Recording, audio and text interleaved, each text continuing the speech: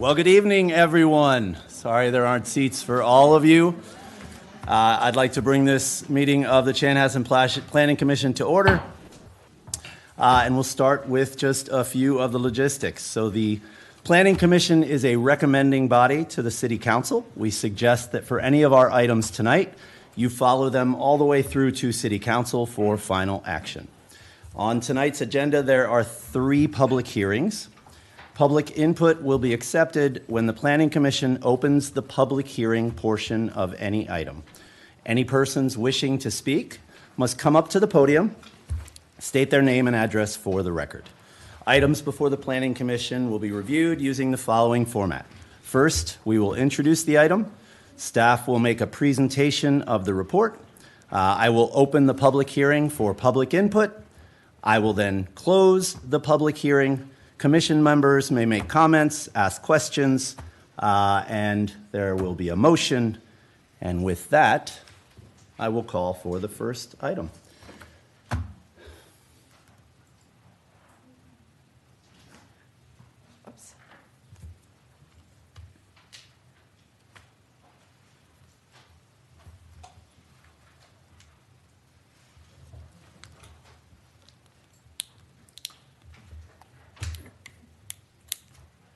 Chairman, members of the Planning Commission, application before you today is the Mauren Subdivision, which consists of rezoning as well as subdividing a property into 2 parcels. The site is located south of Lake Lucy Road, north of Lake Lucy, and east of Lakeway Court. It has an area of 4.75 acres.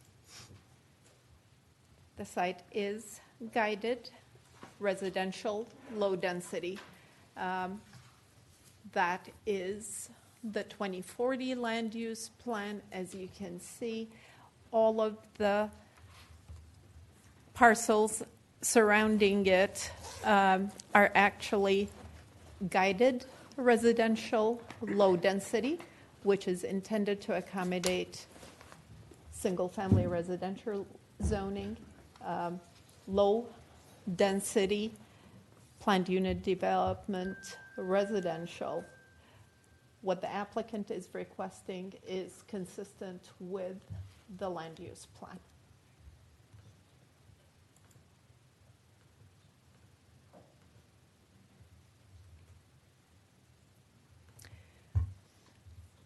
Currently, there is an existing single-family home on the site.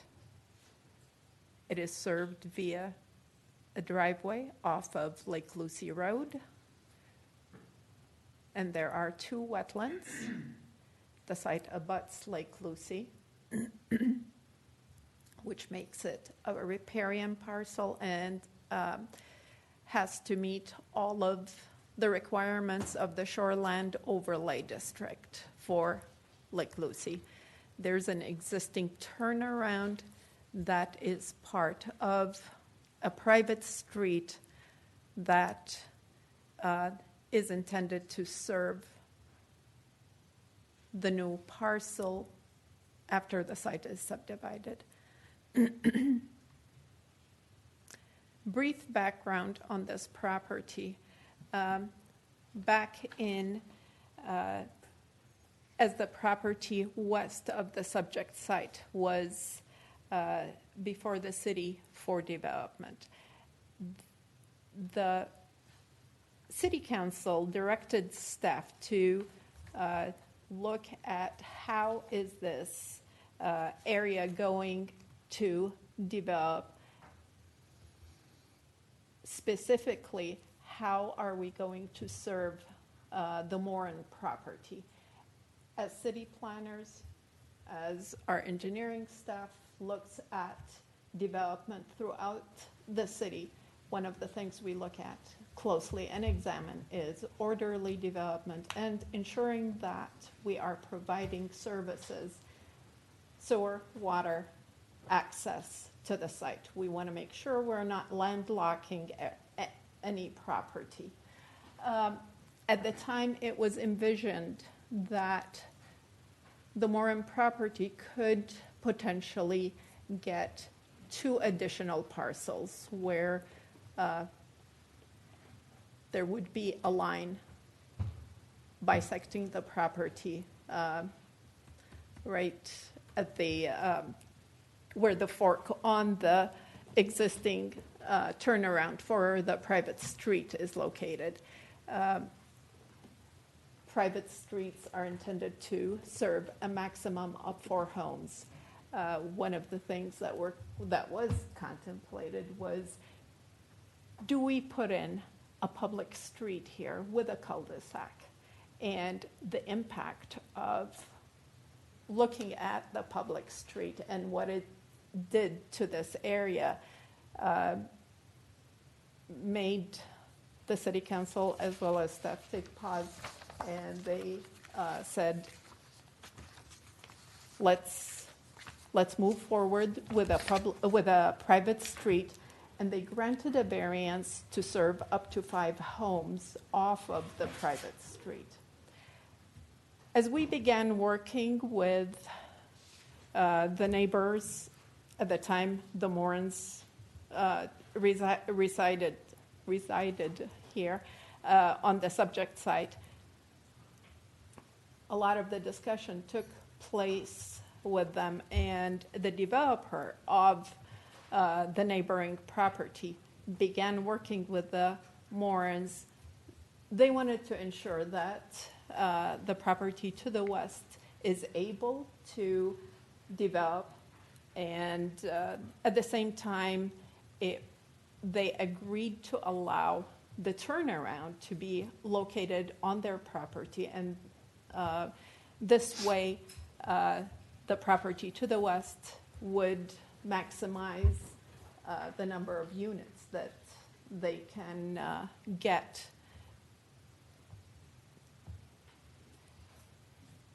When that project was being recorded, there was a cross-access agreement granted to the Maurens from the developer of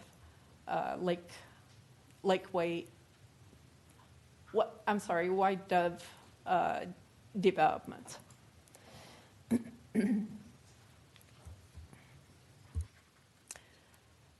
The subdivision is straightforward. One parcel is intended to gain access off of Lake Lucy Road. The second parcel, Lot 2, is intended to gain access off of the private street. Minimum lot area for parcels is 15,000 square feet.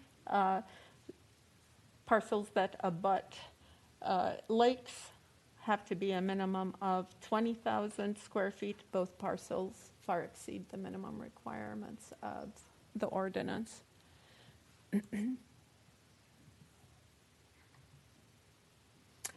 At this point, I'm going to turn it over to Joe to address drainage issues as well as wetlands. Thanks, Charmaine. I'd like to start with a little bit of background on the review process. This isn't the first time we've seen plans from the applicant for this property. The original plans that we reviewed earlier this year actually did show, an additional home located right in this area here. And as such, had some pretty significant impacts to, this conveyance channel. And was also tended to push some of the rules and regulations to the maximum extent. It was very difficult for the design engineer to try to fit everything in that confined space. As such, we received a new submittal from the applicant in, I believe it was May, and the scope of the project was reduced, so from a 3-lot split to a 2-lot split. During that process, we did receive a significant number of comments from concerned citizens in the area, which I'll go into some detail later, but trying to do our due diligence from the city's perspective and reviewing stormwater, I actually used a consultant to help out with the design review of the stormwater and passed on those concerns from the residents. So I would just note that, my interpretation or what I'm going to be saying here is not only my own opinion, but it is validated by WSB, which is a separate consulting group, and they've got experts in stormwater, infrastructure design and development review. And this has also gone through the watershed district, which they have their own experts that review, stormwater design and infrastructure. So with that, getting into the existing drainage patterns, the project generally slopes from downhill from the north to the south. And between the existing house located here and the proposed home, there's a fairly significant hill with slopes approximately 6-to-1 to 4-to-1. In the existing condition, stormwater runoff makes it into wetland A primarily through sheet flow, and the water from wetland A is from the adjacent homes. The stormwater collected in wetland A, located here, is conveyed to wetland B via a small conveyance channel. The stormwater ultimately makes it into Lake Lucy via another small conveyance channel connecting wetland B to the lake. The proposed project largely maintains the existing drainage patterns, with the exception of the increased impervious area added by the home and the driveway connection required. It includes a small stormwater BMP, or best management practice, located right here, which serves to treat stormwater before it enters into wetland A. I would also note that, this project would be done in 2 phases, so there would be a mass grading element where the site would be prepared for the new home and the BMP would be constructed. You'd also construct the public utilities at that time. And then there would be a custom grading done when they're actually building the home and finalize the design of the home. Diving back into the wetlands, as noted, there's 2 wetlands on site, wetland A and wetland B. These wetlands were delineated by a certified wetland professional from Jacobson Environmental in October of 2021. Wetland A is classified as a medium value wetland. And it does also go on to the adjacent properties. Wetland B is largely untouched by the project. Again, back to the previous design, there was some construction work being done in between the 2 wetlands, and that's where some of the comments from the task force came from. That's no longer the case with this new design. The project, it does appear to meet both watershed and city rules and regulations, and the buffer area would be memorialized through a maintenance declaration with the watershed district. The project is within the Riley Purgatory Bluff Creek Watershed District, and this is subject to both the city's and watershed district's rules and regulations with regards to stormwater. Those rules include an abstraction volume calculated at 1.1 inches over the new impervious area, a water quality goal, which would be a 90% TSS, or total suspended solids, and a 60% TP, which is total phosphorus removal, and a peak discharge rate analysis. The proposed design meets the abstraction volume and therefore would meet the total suspended solid and total phosphorus removals.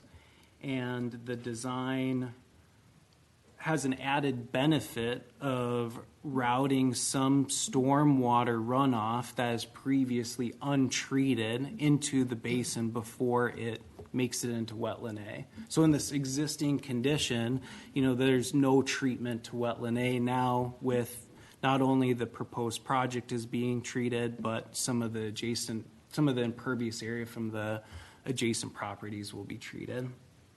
The project did receive conditional approval from the watershed district on June 1st, and the project slightly reduces the high water level of wetland A, which should be a benefit to the adjacent properties by reducing the flood risk. And that's done because there is, storage upstream of that acts to capture and slow down stormwater before it is discharged downstream.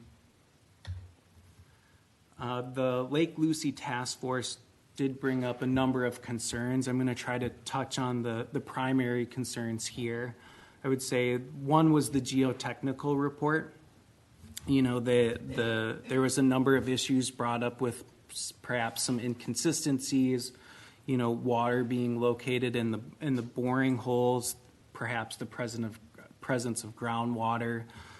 I would note that there's a condition from both the city and the watershed district that we're requiring testing for the infiltration rates on site and the separation to groundwater. Those are the two main characteristics that we're looking at from a stormwater perspective to prove viability of the lot. And that has to do with the BMP design. So those two concerns I think are mitigated at that point. And I would note that based on what they might find from the geotechnical analysis, because of the size of the lot, because we're not trying to fit in many lots here, there is ample opportunity to regrade, put in a different sort of BMP to be able to treat the stormwater before it discharges. There's also a number of concerns about wetland protection. I would note that the city and watershed rules are meant to protect wetlands, and that includes, creating these buffer areas, looking at discharge rates going into wetlands, and looking at the water quality, the treatment before stormwater runoff is conveyed to wetlands. The project meets all those requirements, and therefore I don't anticipate any adverse effects to the wetlands on site. There's a number of impacts with just the development of a property, right? Where there should this property be developed, there will be heavy equipment out there. There's grading that's done. I would note that is, it's a relatively small project. It's one home, and that is a pretty typical of work being done throughout the city of Chanhassen, throughout the metro. And there is a free board requirement to the adjacent homes that was brought up. I would note that the emergency overflow of this basin, and that's what they're looking at with the separation there is in the freeboard, is that this actually spills into wetland A, and wetland A is actually what would flood and could cause adverse effects to this property. Because this is being conveyed directly to wetland A, and because the upstream storage and the modeling is showing a reduced high water level of wetland A, I don't foresee any adverse effects to the adjacent properties with this proposed project. Back to Charmian. One of the things that the city code requires is 1.5 mile distance between any new home and city parks. There are 2 parks within the vicinity. Curry Farms Park as well as Pheasant Hill, and there will be adequate amenities for the new home within this subdivision. The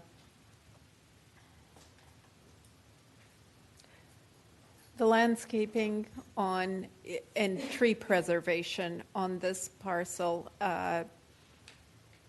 with the proposed grading, there will be some tree loss, but they still far exceed the what's required by ordinance, and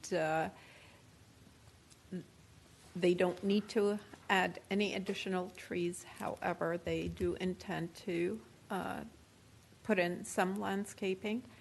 The southerly portion of the property on Lot 2 is proposed to be covered by a conservation easement, as you can see from this exhibit. Staff is recommending approval of this development with conditions outlined in the report and adoption of the findings of facts and recommendation, as well as rezoning the property from rural residential to single family.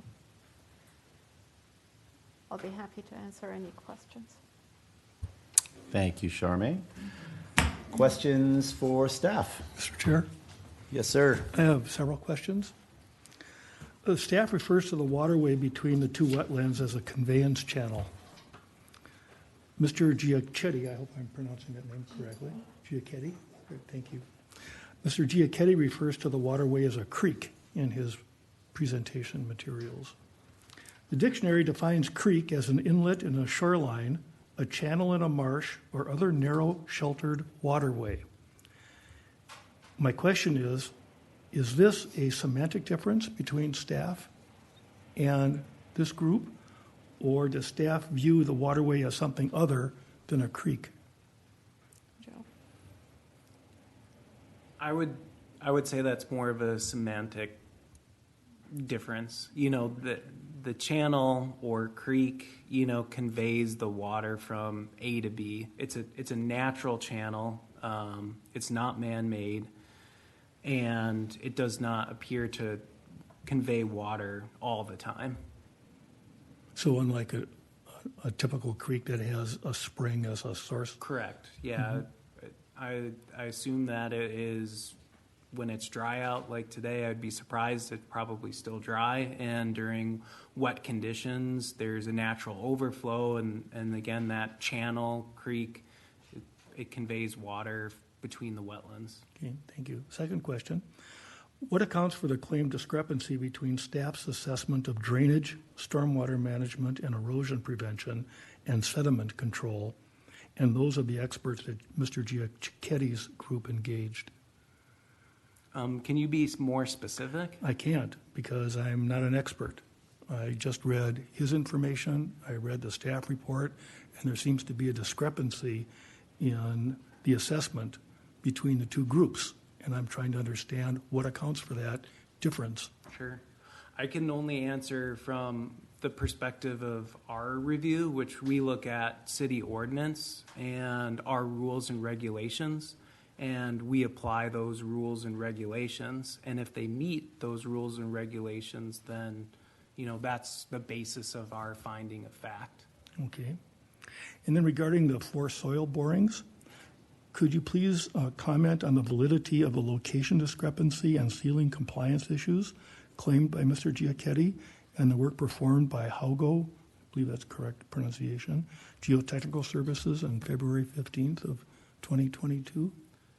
I would say, again, I'm not sure I can answer that question. You know, I didn't do the geotechnical analysis. I guess what I can offer is that the typical things that we're looking at with a geotechnical analysis for stormwater reporting is what are the soils that are out there. So in this case, you know, if you look at all the soil borings, regardless if they're a number of feet away, we're still seeing sandy clay soils, which are typical of Chanhassen.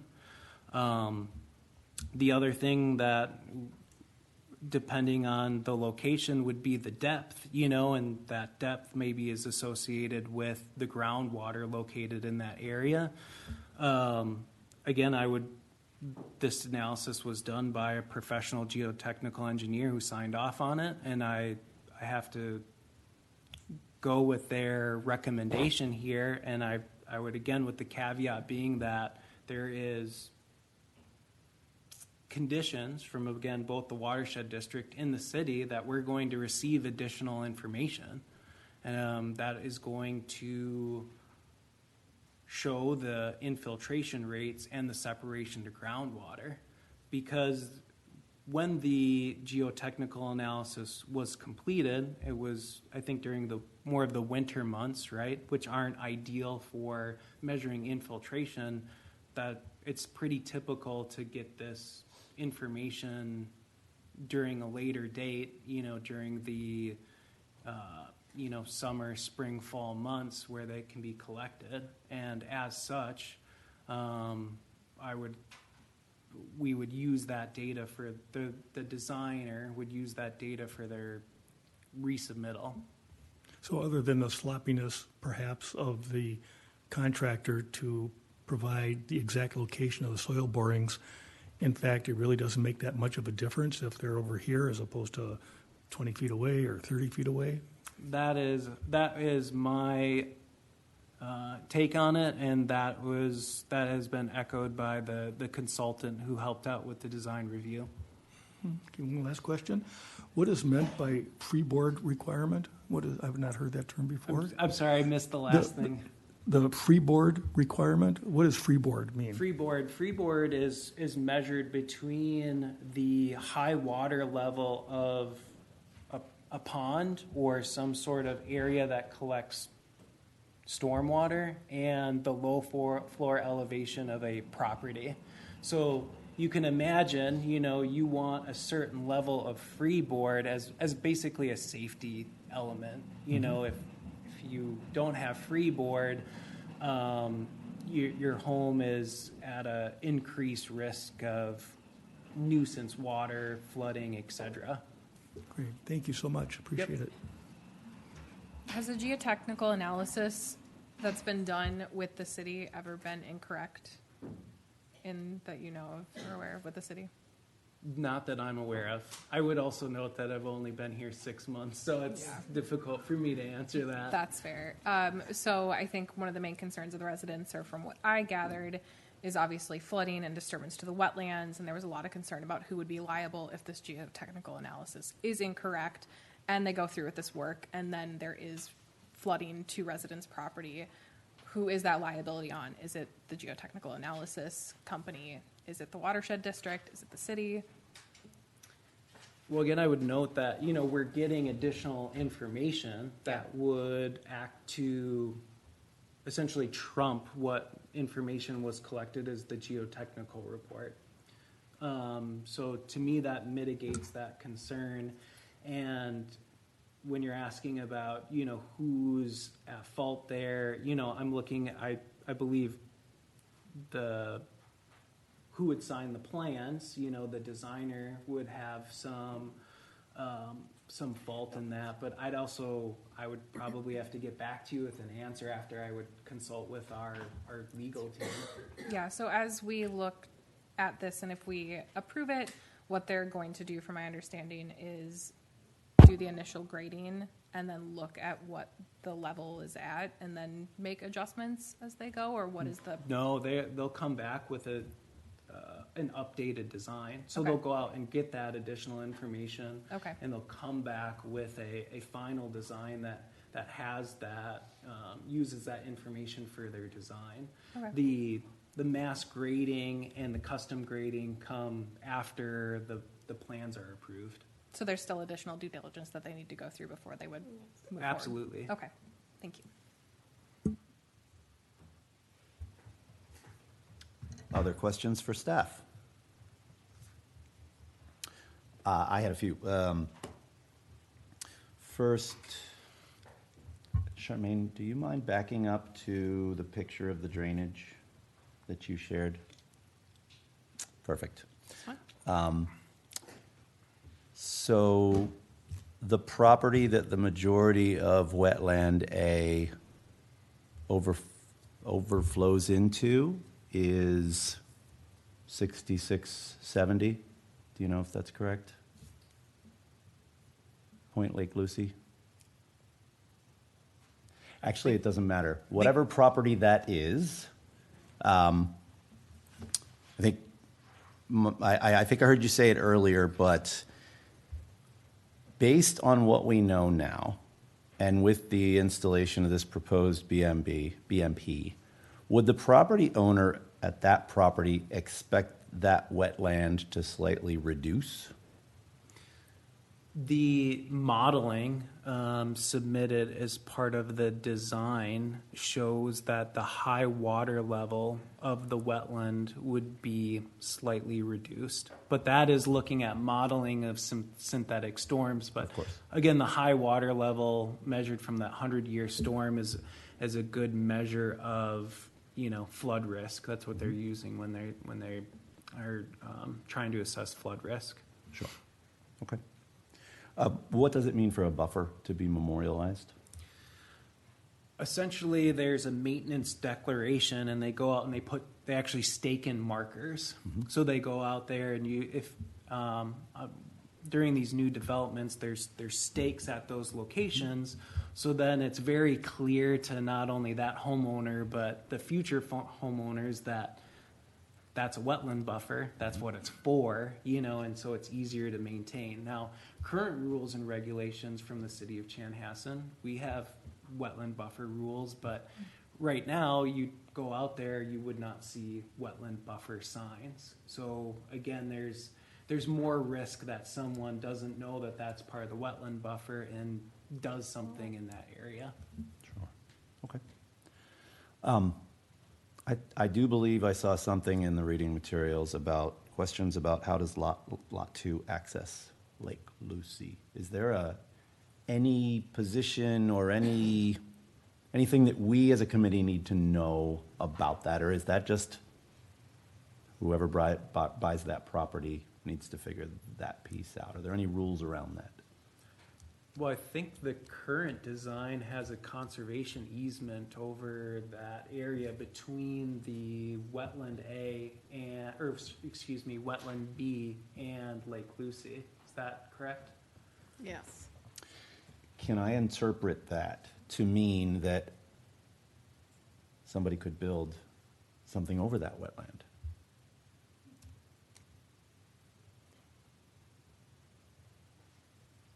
Typically, what we do with conservation easements is put in limitations as to what can and cannot be done within that area.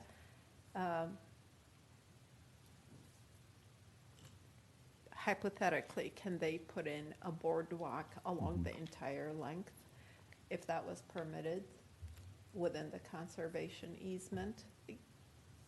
It will be cost prohibitive potentially, but the city could definitely add language saying no structures. Sure. Got it. But as it stands now, the final, see if I understand it correctly, the final plat is not out, the numbers are not out. The final for all of this would need to include something asking for that, correct? Correct. Okay, got it. And there is standing water in this wetland. Yes, yes. So it has to be a floating boardwalk. I saw it for myself. I wouldn't want to build it over it. I For would sure. probably just add a note there that anything there would have to meet, you know, Wetland Conservation Right. Act rules, and Right. because there's no submittal here, I don't know if we can not comment part on of if it. that's even possible. Correct. Totally get it. Okay. And then last but not least, just so I understand, there, as she was asking, there will be additional information that comes that trumps all of this because it literally means go forward or not. That comes from whom? That would be a hired consultant from the designer, Got it. Okay. who would be a professional geotechnical engineer, I presume. Licensed, of course, all of that.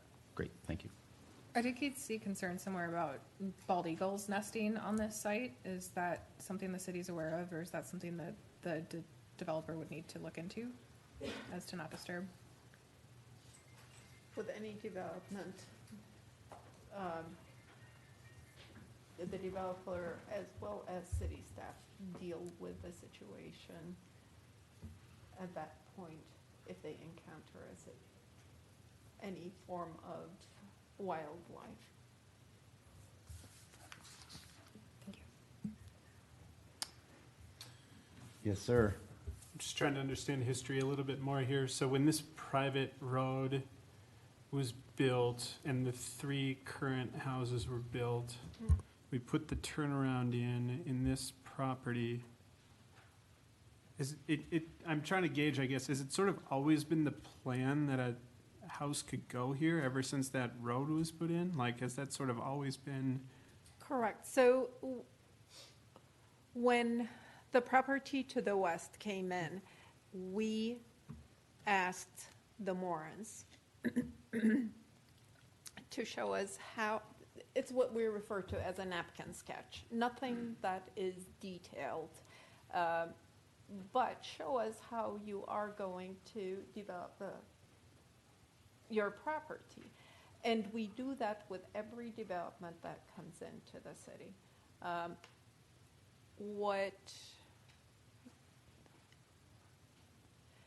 When the access became an issue, because as we started examining the cul-de-sac bubble on this property, as well as the property to the west of it, the environmental impact was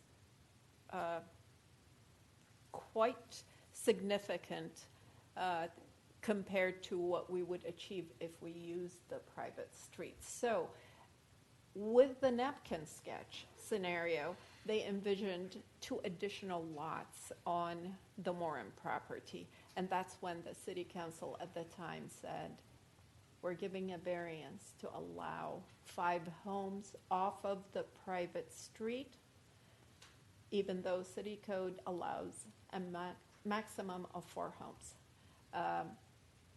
They also made sure that sewer water is stubbed to the property, to the Mauren's property, and there are stubs to accommodate 2 additional homes. Can I add in one caveat there, or maybe one explanation is that, I think since that original approval went through, stormwater regulations and wetland regulations have, changed significantly. We've seen, a dramatic increase in wanting to protect wetlands, and as such, when the applicant came in and trying to develop again that home to the south, they were seeing all these rules and regulations, and there just simply wasn't room anymore.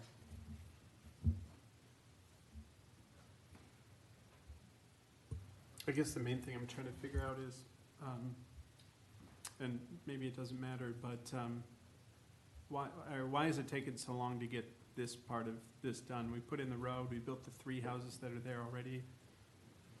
Now this is coming significant. That was what? That was when? Late 90s, did I hear? I mean, is there any, I guess, historical context as to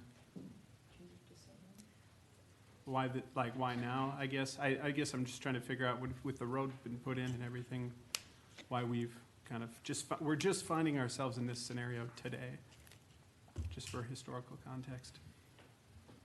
And that's okay if the answer is I don't know. That's okay. Well, I think it's up to the applicant to decide when they want to subdivide their own lot, so when that didn't happen until essentially this. Yeah. In the last. That's my 6 to understanding. 9 months. Okay, got it.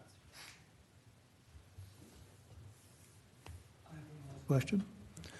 So the net is, as far as staff is concerned, there would be no negative impact to the surrounding homes if this property were to be developed, nor would there be any negative impact to the environment in the proximity of this development were it to proceed. Is that correct?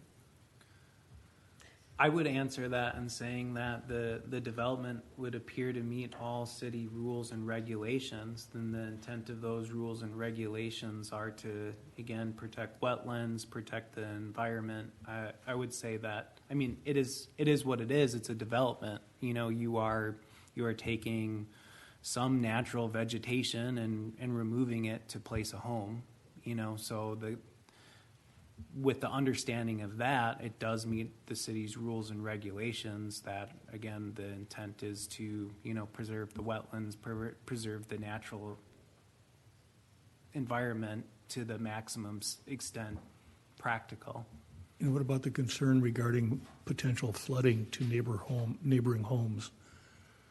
Again, I would go back to the, you know, the 100-year high water level analysis and the additional stormwater storage that the proposed BMP, you know, would act to provide. And the modeling results show a reduction in that high water level, which is, you know, how you measure flood risk.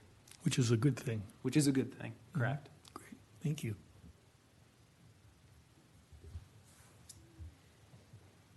Any other questions for staff? All right, seeing none. I would invite the applicant to, if here, step up and present the project. Sure. Hi. Hello. Hi. Hi. I'm Jim Mauren. I'm Joe Mauren's brother. And I'd like to give you a little bit of background from the family. Joe and Gail bought the 1441 Lake Lucy property from Eric Rifkin and really developed their dream home, you know, back in April of 1989. Some of their home videos I recently digitized just showed how remote, quiet, beautiful the property was. And I think there was only one other home in sight that I could see, you know. So it was really neat. And it turned out to be a wonderful environment to raise their adopted children, a son from Korea and a daughter from India. And, you know, over the last 33 years of living there, they saw a lot of changes around the property, as I'm sure you guys have built your homes. And I'm really glad that, you know, we're airing some concerns that we have today over development and change. And I'm sure Joe and Gail had much of those same concerns as those other homes were developed around that property, as you can see up there. But unfortunately, we're here today because their dream home stay was cut short. Joe passed away in 2018 from a rare form of cancer, and Gail was diagnosed just 6 months later with a stage 4 lung cancer, and she passed away in March of 2022. So just this last March. And so as a result, Joe and Gail's home and property has become a key asset for their children. And these are two children with special needs as well. So they will depend heavily on this investment for their living going forward. And as neither child is likely to have children, any remaining money will go to a local charity when they pass. So that's all set up with the trust as we speak. So we welcome your concerns here. As Joe and Gail would want to do things the right way. They worked with their neighbors in the city and the community. They're you know, prominent in the Holy Family community, et cetera. And at the same time, I hope you share our goal in the development that's done the right way. And perhaps the community will come to see this as maybe a potential investment opportunity, or at least a way to make room for one more neighbor, right? In the same spirit as all the previous developments were done in this Lake Lucy area. So thanks to the city for your help. I really appreciate that. And I'd like to turn it over to Matt and Kevin from the Civil Site Group now.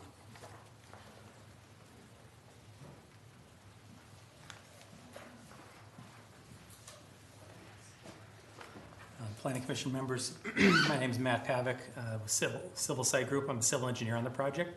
Also have Kevin Teppen, landscape architect on the project, and Mike Sheehan, another engineer that's been working on the project with me.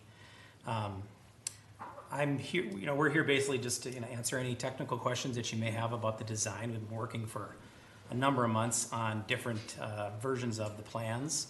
working closely with city staff. They've done a wonderful job tonight of explaining the design and all of the complexities of the drainage. We do feel that we have that puzzle solved, and that as we go in with final plans, we'll be able to refine those to make sure we meet every requirement with the freeboard and groundwater separation and all sorts of things. So we're here for any questions that you may have. Great. Thank you. Thank you, Matt. If you don't mind staying, this is the time for questions. All right. Do my fellow commissioners have any questions for Matt? I'll start. There's a whole nother round of measurement coming. And all of those things have to pass the sniff test for this project to go forward. Which one are you most nervous about?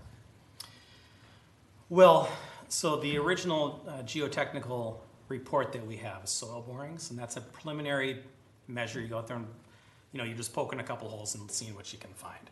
So then the next round will be test pits, where we'll actually dig with a backhoe, and you'll be looking for corroboration of that, of what you found with the soil borings. And those will be done in a more precise location, exactly where this final rain garden ended up, so we can make sure that the soil right underneath it is exactly what we were expecting it to be.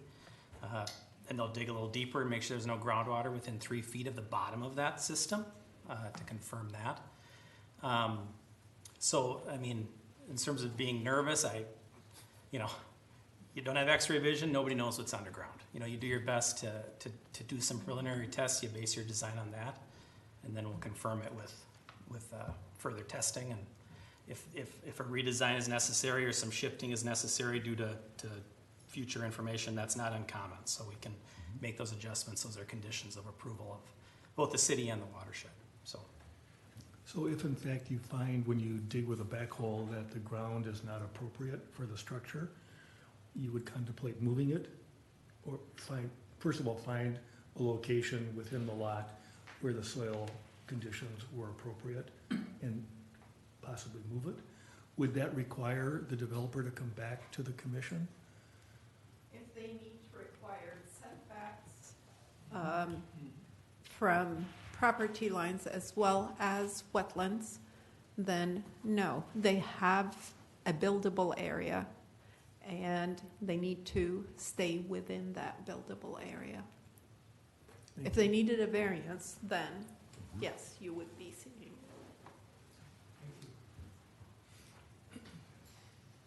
Other questions for our applicant/developer? Thank you, Matt. Thank you, appreciate it.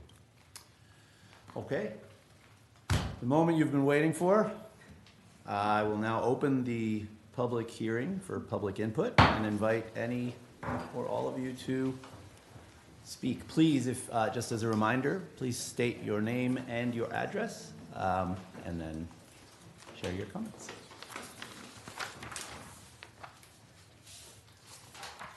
So this will show up here? On top of that maple leaf. Oh, on top of There this, you go. okay, sorry. Yeah. Okay. I'm Nancy Giacchetti, and with my husband Don, we've lived at 6679 Lakeway Drive for the past 21 years. And Mr. Mauren, I'd like to express my condolences. Don and I knew Joe and Gail and had some actual relationships with them over the years on some things and found them to be extremely nice people. And I know we were shocked when we heard of Gail's passing. One question I want to answer right away before I forget. Someone over here answered, why has it taken so long to have a home built in this area? What I can tell you is that when we moved in 2001 and watched the rest of the homes get put in, and there are actually 4 that are on that road. One of them has access onto Lakeway Drive, the main road, but they are considered one of the 4 that has access to it. And Dick had told Don and I, had told Jeff Dahl, all individually, about the difficulty he was having being able to build on this property, that he couldn't, it wasn't passing the perk test, is that what it's called? The boreholes, and he just couldn't build there. And he was very disappointed, Gesundheit. He was very disappointed that he had to walk away because his whole issue of building that turnaround down there and having the arrangement with the Maurens was due to that. And so, to our knowledge, that's why it sat there. I don't know, builders may talk and other builders knew about it. I don't know this, but I just know what Dick had told us. One thing I'd like to point out to you is on this chart, the low floor elevation chart, one of the reasons Don and I are terribly concerned about this is that the house here, the minus 4.4 low freeboard home in the 100-year event. And you know, 100 years sounds like wow. To the best of my knowledge from your reports, it was 2013, so that really wasn't that long ago. And I think we know that it's getting to be a wetter and wetter environment, so who knows how soon the next 100 year could come.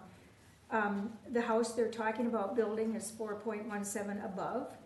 Jeff and Patty Dahl's, is 2.31, and then ours is minus 4.4 feet below.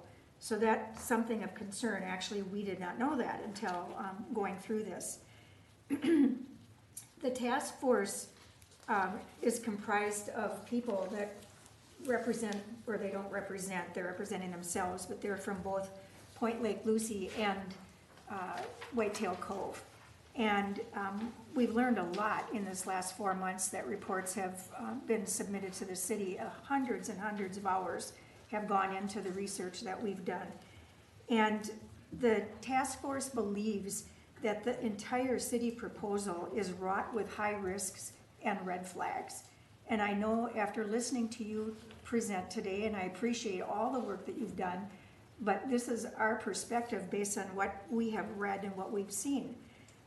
In a number of cases, there's been the potential, if a potential problem was identified in the report, and this isn't the exact wording, but there was like assurance that it would be addressed and taken care of. That can't be guaranteed. And one of the things that we're concerned about is if the mass grading and removal of all these trees occurs before all these issues are known, we're gonna have a big, I'd almost wanna call it grave site because of the beauty that is there now. That could exist forever, because you may find things that can't be addressed. I know that if new trees were planted in an attempt to get it, back to what it is, I wouldn't be alive anymore. I can guarantee you that. And so we know that during work that is done for anybody, and engineers we're going to include in this, engineers can make mistakes, even the best of them. It happens. So based on what the task force has worked on, we are going to cover the areas. The first one is the lack of proper notification and due process from the watershed. We were not given notice of their June 1st meeting. And no one from the public, to the best of our knowledge, provided input into that decision that they made to give conditional approval. Not really the best way to run a shop, in our opinion. Secondly, inaccurate and incomplete geotechnical engineering data and analytics. The report, and this will be talked about further, but the report states the GPS wasn't working. The soil sample depth was listed 2 different ways, 14.5 feet at one point, 20 feet at another. And Joe brought up that water in the borehole that had been drilled several months earlier was discovered. I discovered that. I walked through that site in pouring rain and dry. And when I found this water, I was dumbfounded. When I was measuring with my sticks that kept getting longer and longer to measure, it was 2.5 feet deep. And I'm thinking, okay, these boreholes are kind of in a shape like a volcano, and I'm not gonna steal anything that Chris Mozina from Point Lake Lucy is gonna talk about, but this was just really odd. And I'm going to mention that I've built or had built for me, 4 homes in my lifetime. And I know, and they've been in a variety of areas, including on the Rum River. And I know the kind of work that goes into building a home. And Don and I have been a little dumbfounded at the amount of money that could be going into this development for one home. And I appreciate what you said about the children, and I completely understand that.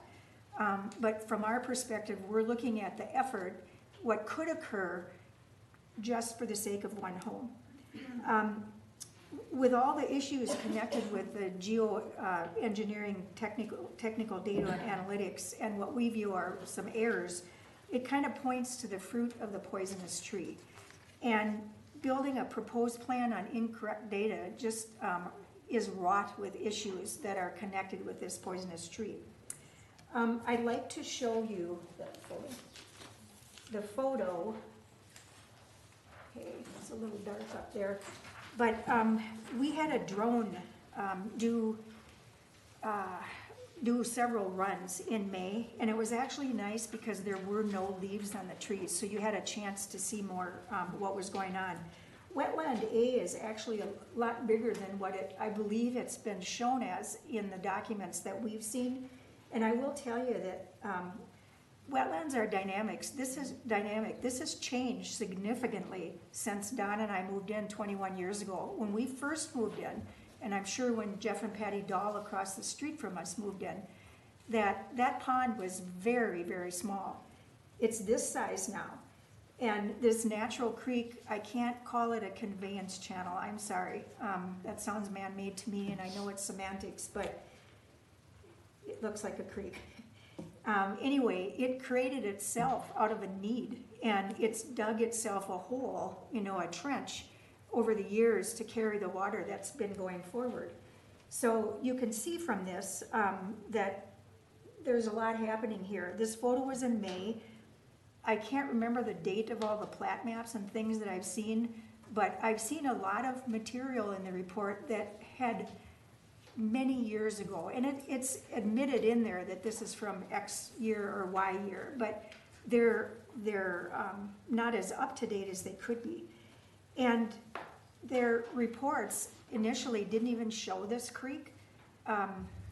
We submitted something that was a video that I took, and here's this creek running along at a fairly rapid rate, and granted it was spring, but I can't remember who I talked to. The gentleman who was out there said, gosh, we didn't even know about this. It wasn't on their plans. So that caused some changes. And the other thing is that I don't know, Mark, you mentioned that you've seen Wetland B. That happens to be in my backyard. Wetland A. Oh, Wetland A, okay, well, anyway, so that means that you've been out there. Yeah. I've been around the area of the property, but I've seen Wetland A from Google Maps. Oh, okay, all right. I didn't walk through your backyard. Okay, well, I don't care. Actually, several times in our reports, we ask people to come out and look at it, because I can tell you that if you go out there, you can see the natural lay of the land and look at how things are, where the hills are and everything. It's not like looking at a piece of paper that has your elevations on it. It's just not. And when you take 2 steps towards the borehole for this home, you go in there. Anybody that has walked in there has said, how can they build a home here? And that's the one thing that we've been wondering all along.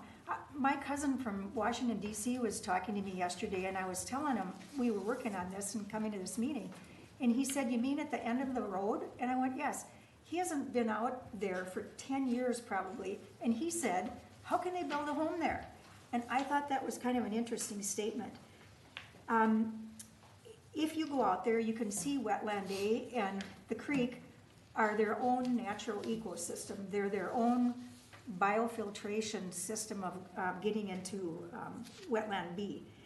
And the one thing, and this is a blunt statement, but the 400-page stormwater management report we feel is going to devastate the ecosystem. And the report says in many areas problems will be fixed.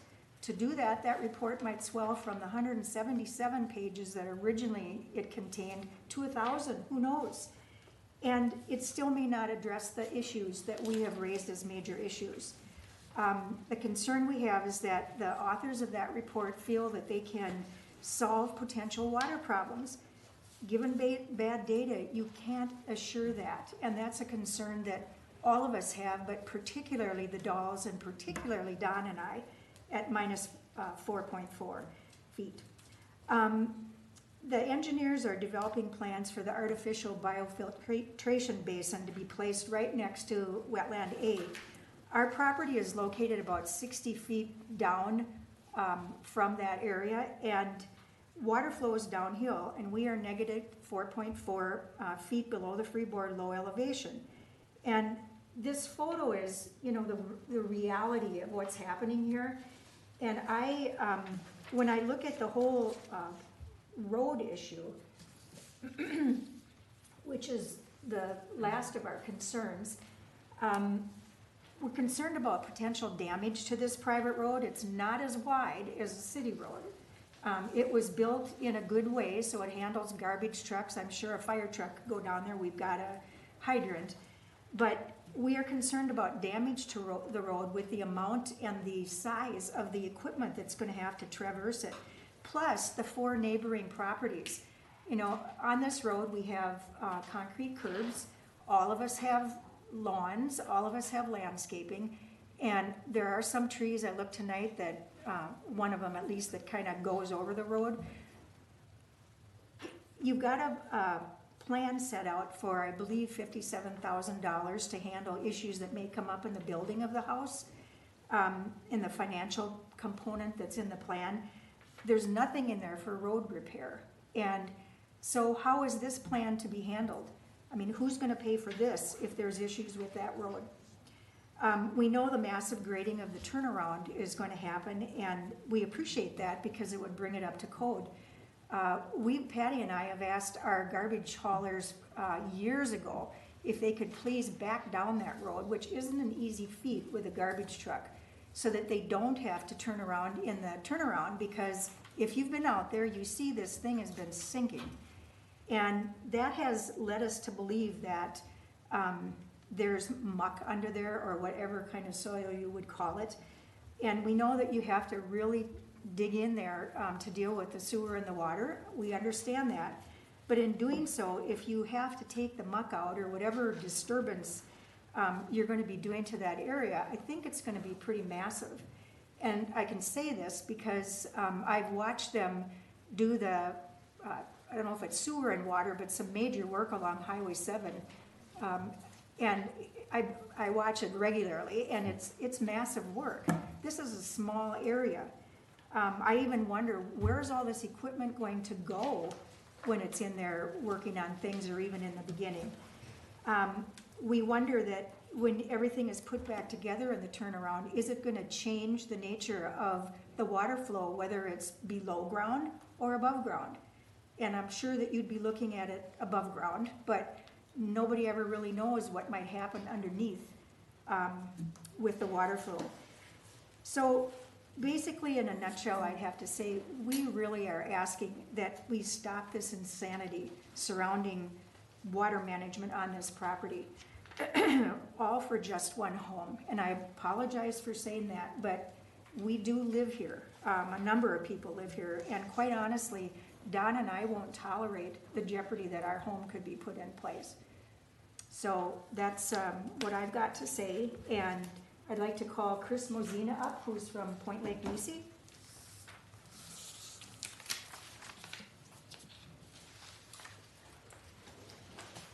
Thank you very much, Nancy.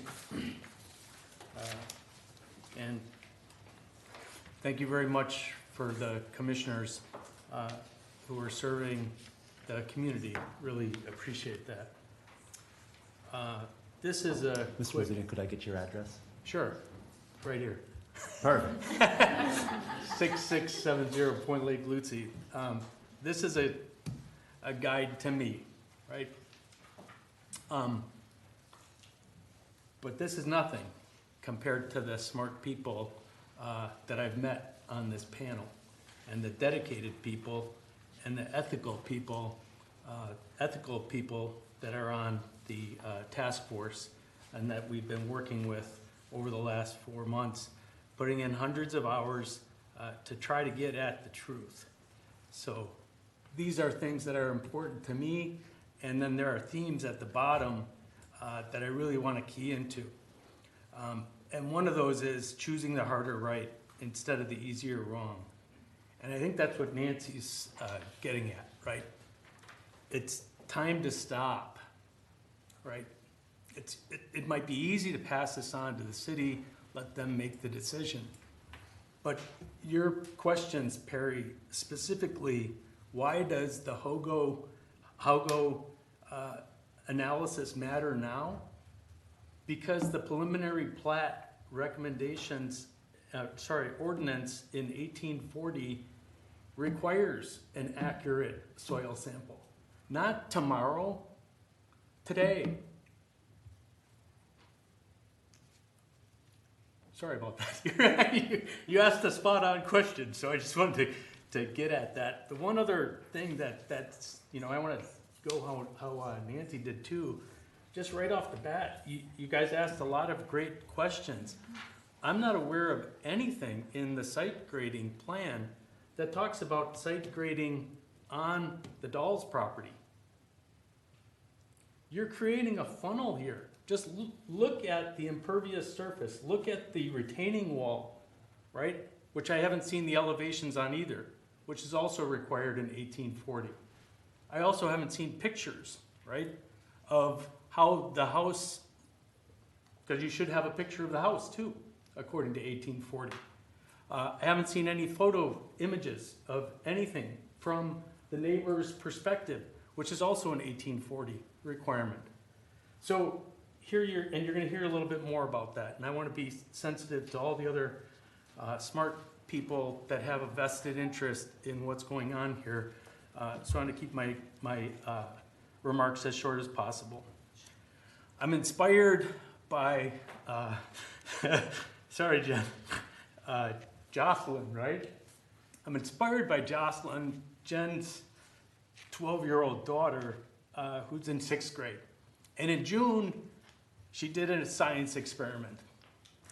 And she reminded me about the scientific method. And one of the other things that bothers us about the analysis is the scientific method, as you'll come to see, relies on observations of data. And it relies on a hypothesis and then a controlled experiment. And that was the purpose of Hogo, was to verify the hypothesis that you could build on this property. And during their observation, they simply walked away. So the observation 4 months later is irrelevant that there's water in the hole. And the analysis of how the water got there is irrelevant because the controlled experiment was over. It was over.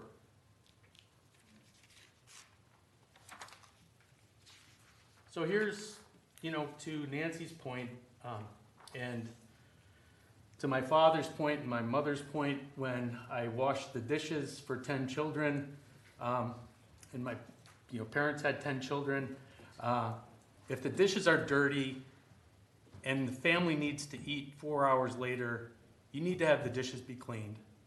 Not tomorrow, not after your homework is done, but you do the dishes right away. Okay? So this is our grading. So this is my grading of what's going on so far. Sandwiching, right? Take a look at the picture, and it's sandwiching, and it's already been covered. Why wasn't this done 20 years ago? Because the builder walked away. They didn't believe that they could build it 20 years ago. You still can't build it today. That's not changed, right? And you're sandwiching that. When you just look at how that, it's like, okay, all of a sudden it's just sandwich in there. This is a bad idea.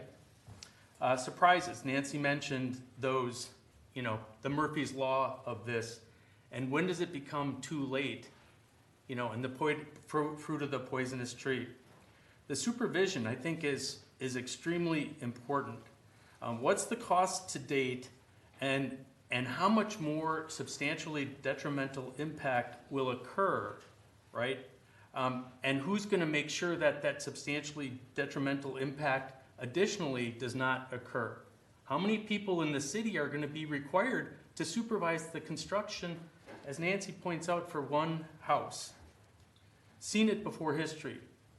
My colleague and friend Bruce is going to talk about that from his own personal experience of where preliminary errors early on within this city, within our neighborhood, caused a similar issue, right?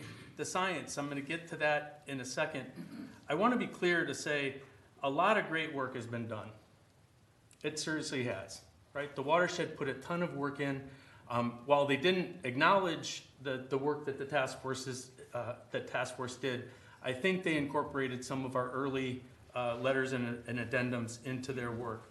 A lot of great work has been done, but the fact of the matter is that you're beginning with inaccurate data, full stop. The preliminary plat requires that you have it not tomorrow, but today.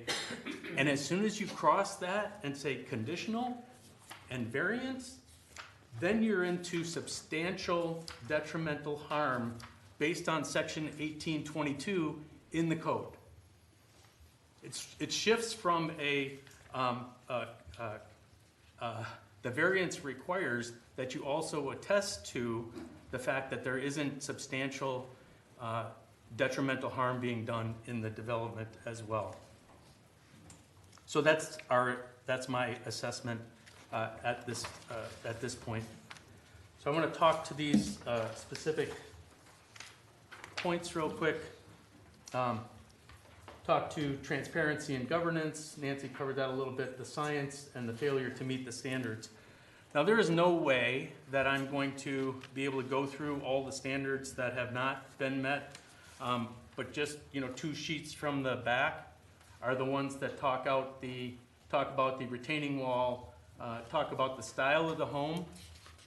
Hopefully somebody can tell us about that.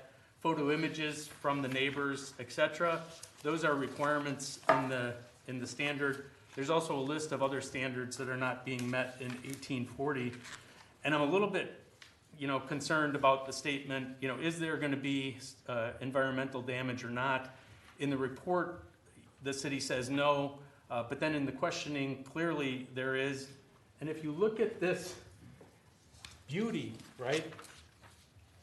You look at this integrated beauty, and you picture the dump trucks, and you picture the torn down trees, and you picture the impervious surface that's about to go in. This is an integrated ecosystem right now.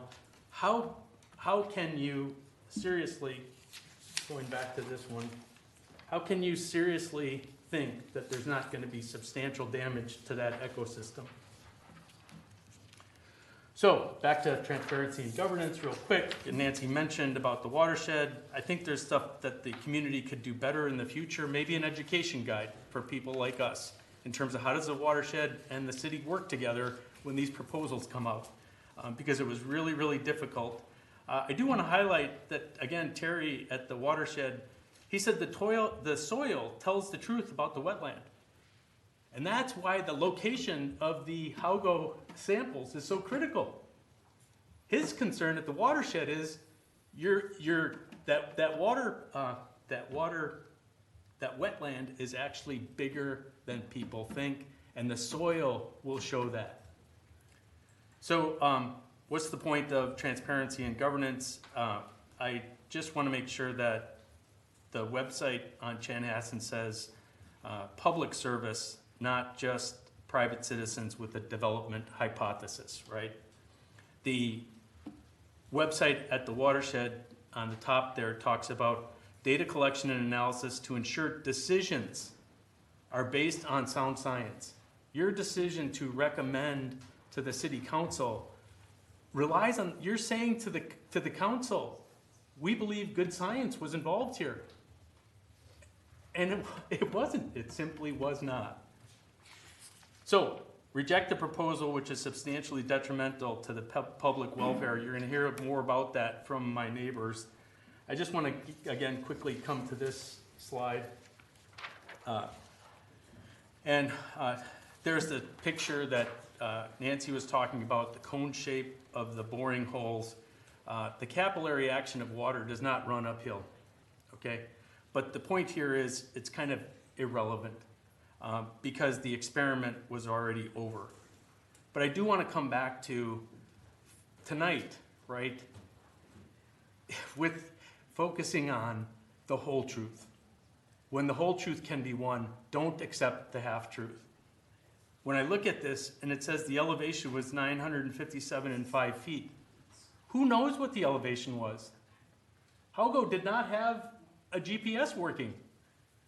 That's the whole truth. Groundwater was not observed. Again, Hogan walked away. And what I would have appreciated from a science perspective would have been something like Hogan presented us with their observations over the course of the next 48 hours on an hour-by-hour basis, and they saw this amount at 1 hour, this amount at 2 hours, this amount at 4 hours. We can't wait till trees are torn down. We can't, as taxpayers and citizens, you're relying on us to be guards to this project. That's unfair. So I'm going to be followed by Bruce Miller.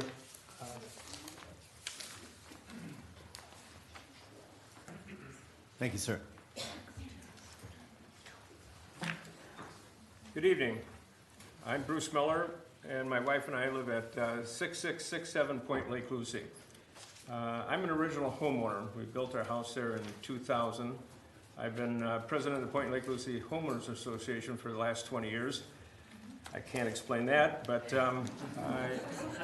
I wanted to share with you some of my concerns. When I first saw the sign go up that said proposed development, and having a knowledge of that area, and a personal experience that I had when our house was built, I thought, this is a high-risk area. And you've heard a lot of data. Listen, I'm not an engineer, so I'm speaking to you as just a concerned citizen and taxpayer. When our home was built, there was 3 houses that were impacted by a city error. And listen, we all make mistakes. We all work hard and try, but there's always an opportunity for error, especially in a high-risk area like this. So the 3 homes were, it started with our house being built, where after getting all the permits, and it was 2 months from being completed, Charles Cudd was the builder, and I'll never forget the call when he said we had a problem with the city because our house encroached on the wetland setback. So how did that happen, okay? Well, as it turns out that that wetland was not shown on the city land survey. So the permit was approved in error. Not just my house, but 2 others. So the variance would need to be made so that this thing could be fixed. So Charles Cudd applied for a variance for all 3 lots impacted by this mistake. And this was all done in a staff report, case number 008-VAR, which, of course, I never throw anything out, so I've still got this, okay? Now, the resulting variance requested by the city to accept the staff's new setback and buffer recommendations to fix this, the staff had stated that the city denied if the city denied the recommendation, the builder would be requested to demolish the part of the home that is encroached on a 60-foot setback from the wetland. Now imagine as almost a future homeowner hearing that information. Now, of course, that's an unreasonable expectation. So the bottom line is that the variance was accepted, but we had to make adjustments because of that error, okay? The deck where the footings were already poured could no longer be built on our house. The neighbors on either side of us could not put a deck on their house either, so the city required them to wrap the deck around behind the garage where there was some space. So it obviously created a significant problem. So here we are 22 years later with another potential area that could create problems just because it's a high-risk area. Now, you've all heard about what the Joint Task Force has understood about the proposal, and I hope that the Planning Commission recognizes the substantial attempts that our task force has done to inform the district of our concerns. As an example, we made a video of a stream running between wetland A and B. The city did not know that was there because it was not on the maps, okay? And this sounds exactly what happened to us in 2000. You never know in an area like this what you're gonna run into. Now, because of that stream, that other house could not be built. So, you know, somebody was able to fix that. So we created a letter on April 4th to the City of Chanhassen Planning Department listing 72 questions generated from information on the proposal on the city website. To date, we have not had any of those questions answered. So there's been 3.5 months here where we could have worked together to resolve some of the questions. Tonight we heard information that for the first time on some of the work that you guys have done. So you've all heard about the Geotechnical Services report where the GPS wasn't working and the boring holes were not done to the proper depth and the moisture content in the soil was different. So we're all on the same page there. This stuff, I'm happy to hear that you're going to kind of revisit this and get the correct samples for this, okay? It's just too difficult to go forward without the right data, okay? So given all these errors and omissions, I think it would be prudent for the city to request, which you've already, I believe, have done, a better study of the area, which I hear that is going to happen, and we'll find out exactly what can and cannot be done in this piece of land. I know our task force has spent a substantial amount of time presenting our concerns on building this wetland area. I know firsthand the strong position that the city took back in 2000 with our property. So this area has a tremendous opportunity for error, and it's a high-risk area that could be permanently damaged if decisions are not backed up by the right data, okay? As mentioned, this city ordinance variances should be approved only if they avoid substantial detrimental harm to the public welfare. And we strongly believe that this is the case here. I know our task force will continue to work hard to preserve this area, okay? This is an amazing ecosystem between Point Lake Lucy and Whitetail Cove. So I guess that given all the initial erroneous and incomplete information and the potential detriment to the welfare of the surrounding neighborhoods, we strongly recommend that the city listen to our concerns and most importantly, protect our environment and deny this proposal. Thank you. Thank you, Mr. Miller.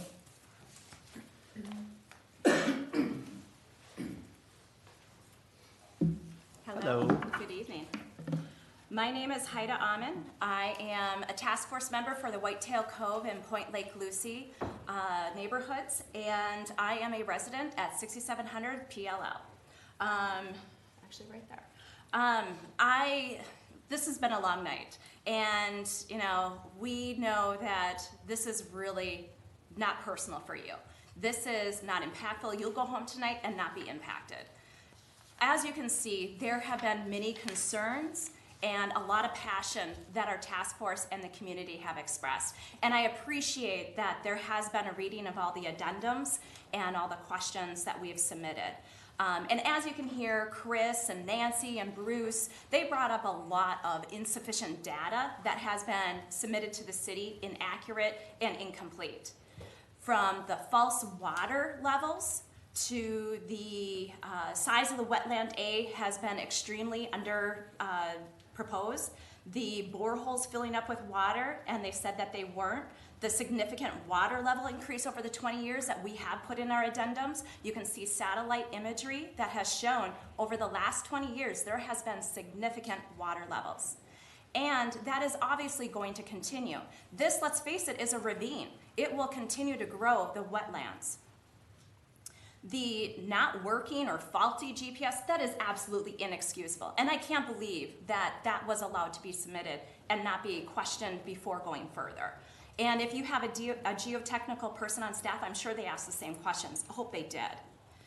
The said boreholes were 20 feet deep, but they only reported 14 on some of them. What's with the rest of the information? Why was that incomplete? And who will be accountable? You heard Nancy lives on the private road. That was never built up to code for full traffic. So who is going to manage and pay for the damage during and after? And what will that look like? Who is going to be, there's obviously no developer that's been identified. There has been one that's walked away. Who is going to be accountable for all the conditions that you're discussing? And how will the city be held accountable? Bruce said something about the variance that he was able to get. Who is to say there won't be a variance and ruins Wetland A or really impacts one of the other neighbors? That is something that is a real serious concern for everybody here. Private landowners can do anything they want, right? We understand that. But when there is an impact to neighborhoods, wetlands, and wildlife, that's a whole different situation. Building on Lot 2 will have an incredible water impact on other existing homeowners. And I think in that one picture that was shown tonight, there was no consideration really for any of the water flow on the west side of that house. Has the city considered proper drainage easement for the left side of that house, for the west side of that house? Sure, Wetland A will continue to receive some of that filtering and the filtration pond, but what about the left side? And what about those neighbors, as we had pointed out? You know, today, this planning commission is not concerned about the wildlife. That's not on your focus tonight. There has been a bald eagle's nest on that lot that we want to make sure you understand that there is a lot of community concern for that. So we wanted to make sure that is on record, and you'll hear more about that later. Tonight's real concern is that this will be devastating for the neighborhood. There are a lot of unanswered questions. I appreciate that you read them. There are over 50 pages that we have submitted, and we haven't received really any responses. We appreciate Lot 3 was removed, but that still doesn't answer the other questions that we had. We really encourage more accurate and thorough information to be utilized. What we've seen and experienced in this process does not seem to conform to the city's rules, regulation, and process. You heard some of the information that we're concerned with tonight. How can the city put one new taxpayer over existing surrounding taxpayers? The city's mission statement, after all, is community for life. Shouldn't that start with the existing taxpayers? We urge the City Planning Commission to reject this development as proposed. Instead, we urge the city to request updated, thorough, and accurate information before making any decision. And we hope that you'll leave tonight thinking about that integrity of data, accountability, and impact. Thank you very much for your time. And you'll hear a little bit more from other neighbors. Thank you. Good evening. I'm Thomas Hogan. I live at 6713 Lakeway Drive, which on the little map is actually around the corner slightly, or kind of on the edge there. And while I'm not adjacent, I originally came here to talk about the impact on the wildlife. I always tell my friends and family, my house, love it, it's fine. But the lot is what I fell in love with out there. And however, I have a Bachelor of Science degree in geology as well as an MBA. And when I heard about the freeboard level and all that, I am absolutely the lowest home in the development. And I am downhill straight from the Mauren property. And when I heard that, yeah, you're going to put some of the water off this way, but all the rest of it's coming my direction. And even at the height of the drought last year, my sump pump runs all day. I'm on my 5th sump pump in 20 years. I moved in July 1st, 2020, so just 20 years now.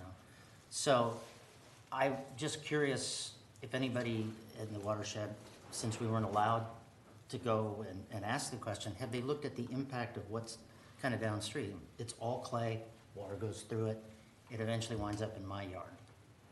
And, you know, on wet years, I can't, I mean, it's squish, squish, squish all the time. I tried to put a pool in, they wouldn't let me because they said, oh, you know, you're too close to the 100-year floodplain. So you have to build it up here, which I kind of shoehorned in. My setback, there was a discrepancy on that. They wanted me to build a pool fence, so I finally fenced a bigger area and made some allowances. But they wanted, you know, it would have been 6 inches from the edge of the pool. I'm like, well, that makes no sense. So we worked that one out. But my deck had to be changed because the original map had a setback where I had enough room. Then when they came out to do the footings and the permit, they pulled it, they did the measurement again, and they're like, it's way closer. I could have a 4-foot deck on that side of the house where I was gonna have 8 feet. And, you know, mistakes happen, the water is up. I lose a little bit every year, the cattails get bigger and all of that. But, so I just asked, you know, did anybody ever ask what other impact, just besides the adjacent homes? Because we're all kind of interconnected there. Yeah, I'm down here. This is right essentially where I am. So, I mean, I face north, I'm at the very bottom of the hill. Any water diverted from lot 1 and 2 west will eventually wind up heading my direction. And so it's a concern. My neighbors at the top of the hill, their sump pump never runs. Mine, all the time. But my primary concern also was originally, because the reason I love my lot is the wildlife. It's abundant. I mean, and the watershed boards, you know, their mission is protect, manage, restore water resources. And their goal number 10, preserve and enhance habitat important to fish, waterfowl, and other wildlife. We have had people bring up the bald eagle nest, which I don't know exactly where it is, if it's lot 1 or lot 2, but it is there. And since I've moved in for 20 years, I see young, immature bald eagles. I had a big bald eagle, full male, sitting there gnawing the head off of a squirrel in the tree in my backyard. You know, they fly over my house, I feed the wildlife, and then they prey on it. So I know they're there. I don't know if the nest is active, you know, but one would assume since they've been there for 20 years, and they predate my arrival. So the other thing that the watershed says is their water quality, number 6, the district will seek opportunities to establish and preserve natural corridors for wildlife habitat and migration. And we see loons as they migrate through. Wood ducks, they're great. You know, it's sad that the big giant turtles eat the little guys as they go along. So mallards, you know, Canada geese, they're everywhere. But we've also seen some interesting things, the bufflehead, mergansers, great blue heron, and actually there were quite a number of snow geese landed on my pond at the beginning of the migration, which second time in 20 years that I've seen them, but you know, it is a stopping point on their way. Daily, last night, I saw white-tailed deer going through, they're bucks, they fight in my backyard, you know, because I face away from everyone and the small drainage pond on the side. Again, the bald eagles are there. Turkeys, the gangs of them come through, you know, preening and doing all of that. We had 23 of them earlier this spring come through my side yard, and my 90-pound Labrador, no, that's it. Coyotes are there, red fox, muskrat, beavers. I don't know why, but there are beavers on that pond. And they were cutting down some trees, and, you know, they sit out there splashing their tail. And then we have a lot of barred, screech, and there's a great horned owl that lives either in the tree behind me or across the street. And I know they feed on all of the little rodents and all of that. So it's obvious that there's a lot of activity here. And one of the things, as I said, I love my yard. It's a sanctuary. It's quiet, you know, and all of that. But, you know, just to see the bald eagles come by and know that, hey, they're 4 houses up is where they're nesting. You know, when I heard they're going to be cutting down trees, I'm like, oh, do they know which tree? You know, because these I don't know. I don't know exactly where it relates to the plat map and the plan. But it's obvious that, we observe their natural habitat. There's a corridor for the white-tailed deer that move through over to Point Lake Lucy and back through to the other side. Building a home and all of that activity down there, every time they've done construction, it changes it. When they built up on Court Lake Lucy, all the coyotes and everybody that lived up there moved down the hill. The ones that lived around me moved out. And it's very disturbing to the environment. Any Wetlands A variance, that I can speak from personal experience walking my dog out there. It was a pond about the size of this area. When I moved in 20 years ago, it's substantially bigger, just as the photographs show. And that little creek, I've never seen it not draining. Now, maybe last summer, during the height of the drought, it might have been dry. I can't say one way or another. And then creating a biofiltration thing. Again, my biggest concern is, great, you're taking care of everything on the east side of the house and the grading, but you've got the impervious structure, the retaining wall, and everything to the west, and that goes actually into my neighbor's yards. That's what's west of the proposed development. And it's wet down there. You go down to that little turnaround, you step off of the concrete or the asphalt, and it's squish, squish, squish all the time. So they're gonna build a road over that. That'll only cause more runoff. I really don't know. Again, I'm thankful that you guys took out lot number 3 because that seemed impractical. But without knowing exactly how it's going to impact the entire surrounding and the wildlife, I would question, do you need to tentatively approve it now, or do we actually spend the time to find out if it's an active bald eagle's nest? If, where's the water going to go? How is it going to impact my neighbors? And what about the road and all the traffic? There are lots of little kids in here, and now we're going to have huge construction stuff. So I look at how this is just so upsetting to the environment, and it concerns me that it seems like we're rushing it through before we even have a builder, and oh, don't worry, when we get a builder and identify it, he'll come back and do the whole thing over again, and hopefully it'll conform to what it should have been now, or verified that the boreholes are correct, that the groundwater table is correct. As the lowest one, if the geochetes are 4.4 feet below, I got to be closer to 5.5, 6. I don't know how much that's going to bring my pond up, and where that water is going to go. There's not a whole lot of room.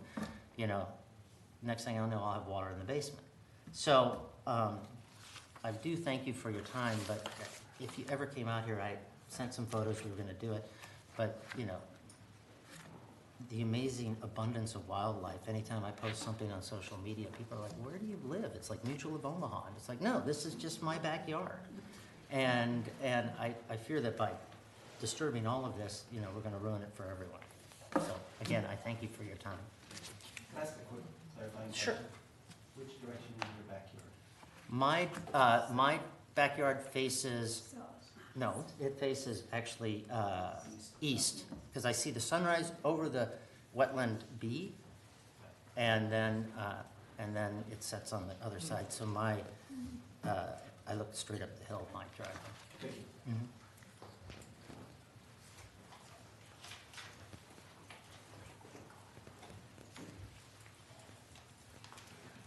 Good evening. Hello. Thank you. It's getting late, I know. My name is Patty Chapman. I live at 6675 Lakeway Drive. We are on the west side. And first off, my condolences. We're sorry, and we're very shocked to hear about your loss too. We're very sorry. So, we've been hearing a lot of numbers, data, but I just want to tell you, I've been there 18 plus years, so this is just my experience, my witnessing of what's going on there. And I need you to know that the proposal does not take all of the water issues into consideration.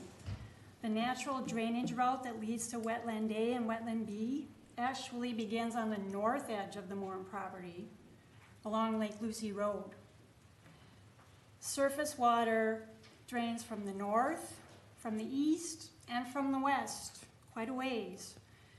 Your staff report states that it generally drains north to south, but that's really vague and it's a big overgeneralization.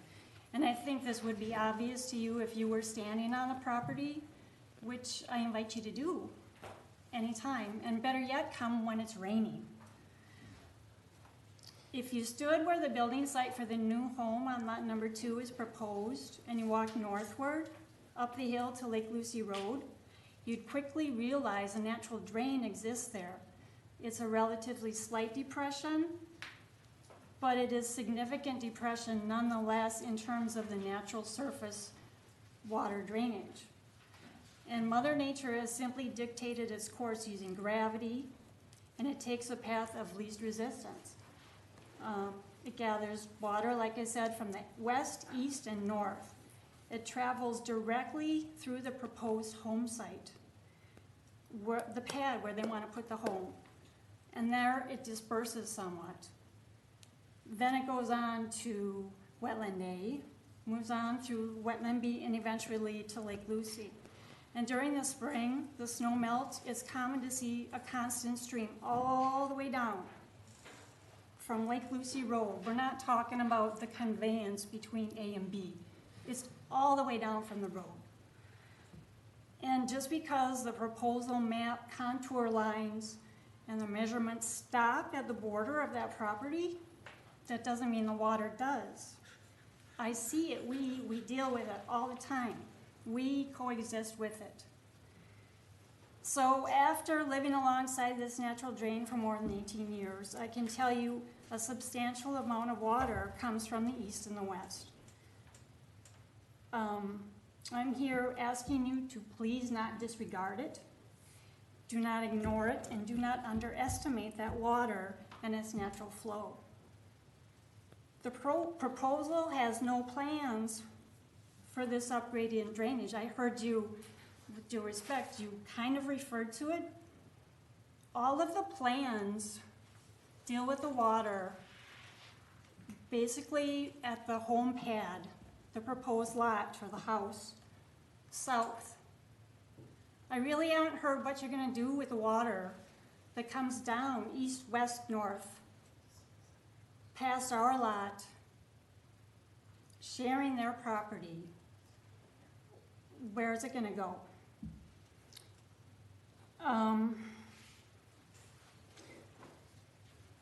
In effect, that natural drain is going to be eliminated, diverted, or obstructed.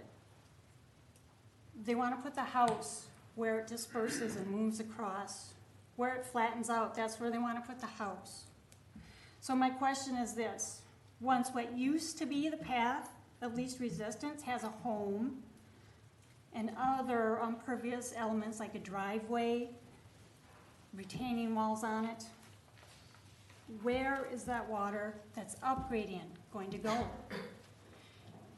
And when you were talking, it just struck me. I mean, there's water volume and there's also velocity. What's happening is it's getting pinched, and you all know what happens if you constrict a hose. The water comes out faster, harder, heavier. We are at the pinch point. They want to put the house at the pinch point. Okay. I hold that the current proposal addressing only the downgrading elements would be insufficient. And at this point, I believe it would be deliberate disregard for the city not to take this into account. I feel there would be significant potential for harm and injury to the properties west of the Mauren property. Upgrading and drainage must also be addressed. I know that Minnesota case law modified the common enemy rule regarding surface water to require that landowners diverting surface water must exercise reasonable care to avoid doing unnecessary injury to their neighbors. And that was in Matter versus Nelson in 1991. In the Sheehan versus Flynn case in 1894, it was determined that if possible, a landowner is bound to deposit the surface water into a natural drain if one is reasonably accessible. Courts consider whether the benefit accruing to the land being drained reasonably outweighs the gravity of the harm to the land receiving the surface water. The reasonable use doctrine requires not only that the owner's improvement be reasonably necessary and that the benefit exceeds the harm, but that the improvement avoid unnecessary harm to others. So taking what I've mentioned into consideration, would the Planning Commission be acting in good faith if it grants approval of the proposal as presented?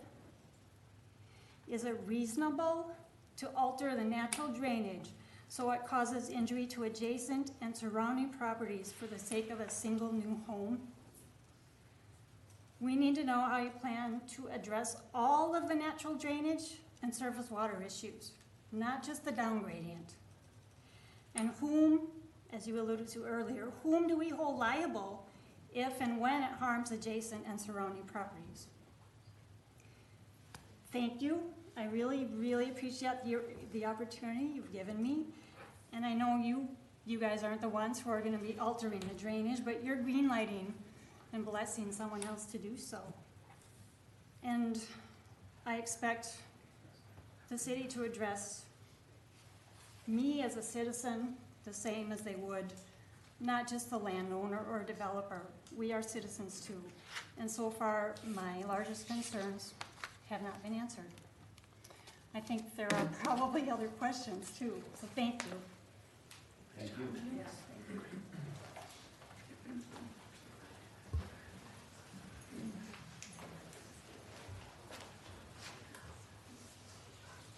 Hello, my name is Jim Wildermuth. I live at 6672 Lakeway Drive, probably almost within eyesight of the proposed development.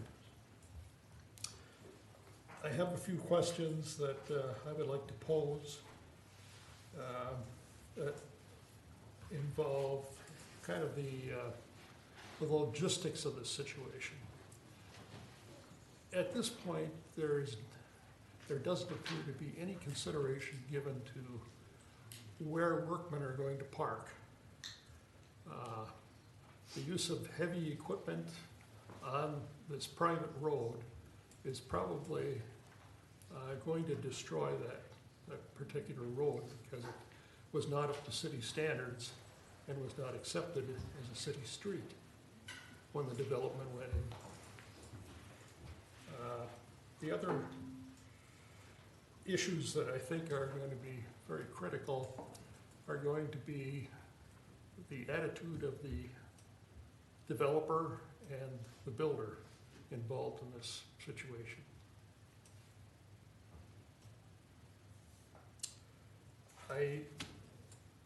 I think at this point, the Planning Commission should probably reject the proposal and send it back to the city for further consideration and study. Thank you. Thank you, sir.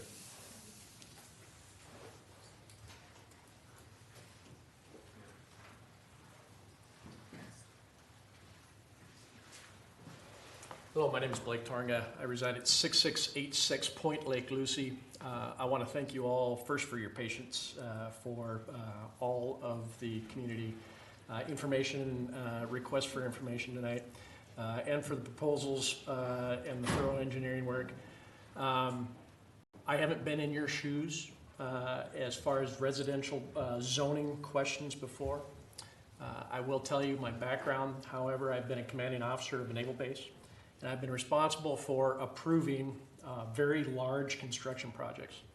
And I would just offer up that based on the information tonight, I, with my past experience, would have difficulty requesting or approving a policy change based on plans from flawed or even questionable data initially from the Geotechnical Report or from an environmental report that you've heard tonight, and from the residents that you've also heard tonight.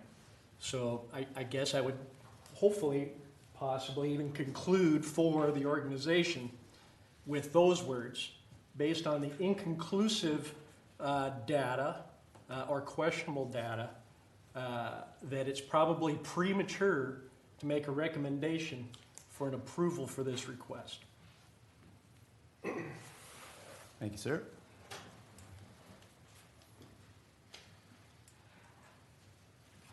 Is there anyone else wishing to speak during the public hearing portion of this item? All right. With that, I will close the public hearing portion. And just to take a moment to say thank you for the concern that is in this room. We are your neighbors as well. We are volunteer citizens here on this committee, and we are in your shoes. We will go home tonight and think about this. I think it was Haida who said that. We have thought about this prior to coming here. We will think about this later.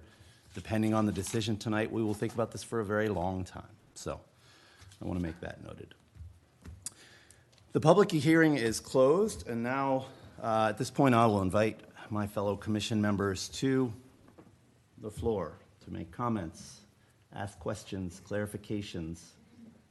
It seems like one thing to me needs to be clarified for the sake of the conversation and the record. We've talked a decent amount about the watershed district, and there's been a lot of commentary both in the room and in the documentation submitted by residents about the watershed district. I think it's worth clarifying that's a separate district, a separate entity. It is not governed by the city of Chanhassen. It's a completely separate thing, right? So I don't know. I guess that's worth clarifying because some of the things I've heard or read might lead somebody to think otherwise. So we're a different body here at Chanhassen Planning Commission. They're a different body at the Water District. Does that make sense? I think, and so I agree. And to add on to that, somebody said something about education, and I've been doing this now for 3 years. I still don't know exactly how the city works. And we are certainly not expert. There's only one water expert in this room. It's that guy. So if there might be another one that I don't know about. If someone from staff could please, for the sake of everyone hearing the same thing, clarify the process, even at a high level, from the moment that a landowner makes a decision to want to do something like this, to approaching the city, asking for the specific things that are here, the pieces that lead up to that, which are all part of this report. And then if this were to move beyond this body, and again, just a recommending body, so let's just say it goes to city council, and city council says, go green on that project, go. What happens after that? So not all the details, that would take us all night, and we've never finished, but just so that people understand the checks and balances that I believe to be in place in the city of Chanhassen. So Do you want me to answer that question? Sure. go start. I will follow. Yeah, first off, you were correct in your assessment. The watershed district is a separate governing agency. State statute gives watershed districts the right to exist, the right to have rules and regulations, the right to issue permits. As such, the city of Chanhassen, part of the city of Chanhassen resides within the Riley Purgatory Bluff Creek Watershed District. This project does. So when that project comes in, we look at it and to be in good faith, we would see if that would trigger any watershed rules and regulations, because from a water resources perspective, we are looking at a lot of the same things, and a lot of our rules and regulations do overlap. So as part of that, we don't want to move a project forward if it can't logically get a permit from another agency. So again, when that project comes in, if we believe that it would trigger rules and regulations, or even maybe would trigger the watershed rules and regulations, we would give them a notice. And typical procedure is that we'd have a pre-application meeting with the applicant. We would invite the watershed district to help guide the applicant. Now, when that application comes in, they submit to the city, we would give a notice to the watershed district, but separately, they would submit to the watershed district. So you kind of go into a parallel path where the project is moving forward. And then typically somewhere in that design, you're going to see a condition that says something like, before it can move forward, you need approval from the other agency. Now, the watershed district being stricter than the city of Chanhassen, we usually, around this phase, and you can see the condition that I wrote in this report, which said, before we move forward with the final plat, we'd want to see some sort of approval from the watershed district. So that's typical of how these projects work. Does that answer your question? Yes. Okay. Thank you. And in working with the watershed district and the work that you do with them, you are looking at the concerns that the citizens expressed with the runoff in the spring and the different directions that the water is going to go once the house is placed there. And those are the checks and balances in place to ensure that that water isn't diverted into their yards, and that we are accounting for the fact that that is a huge path in the spring. I mean, I grew up in the Lotus Lake neighborhood, and I lived on a road so steep that in the winter you parked at the top of the hill, because if it was icy, you just slide right past your house. And depending on the season, it was a huge difference with water. And with the geological report that I'm reading, and they're not finding any groundwaters, all of the decisions being based on the assumption that there would never be groundwater. Does that make sense? Yes, and I mean, there's a couple different parts, I think, in your questions, but the watershed district and the city of Chanhassen, we have rules and regulations that are meant to, protect residents from adverse effects, and that is kind of the rates and, doing an analysis of the existing conditions versus the proposed conditions, and again, trying to mimic what's happening in the existing condition or perpetuate how drainage flows off of a property. So again, you're looking at rates, volumes, treatment. Wetlands get into that with buffers, setbacks, etc. We look at those rules and regulations, and if a design meets those rules and regulations, since the intent is to protect the citizens, again, if they meet them, then we approve the project because it meets the intent. Mr. Chair? Yes. I'd like to follow up on your question, perhaps phrased differently, if staff could respond. And that is, given the nature of the property and the neighborhood's concerns that have been expressed here tonight, what assurances can staff and the developer provide to assuage these concerns going forward, assuming that the commission tonight approves this project and it moves forward to the city council, and the city council approves the project? Well, I think there's one step in between this, the project being constructed and where we are right now, which is that final plat submittal with where we are requesting additional information. So again, there's no plan, there's no immediate plan to do any mass grading. All that has to happen with approved plans. So I think that's the natural checks and balances that are going on here.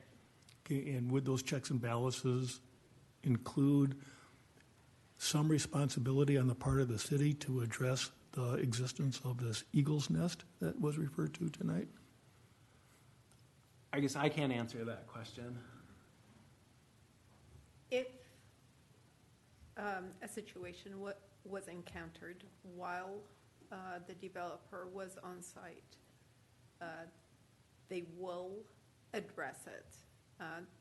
This is something that has been experienced in the past, and both builder, developer, and the city come together and they address it to ensure that wildlife is protected.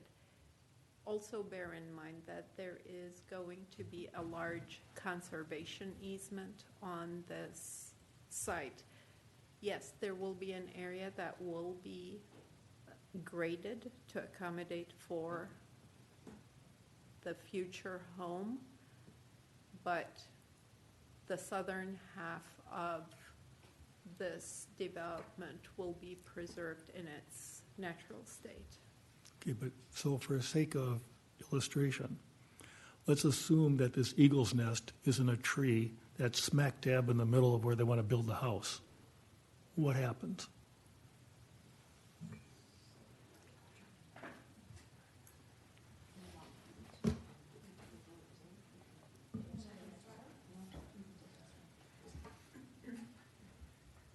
There are multiple courses that can be followed.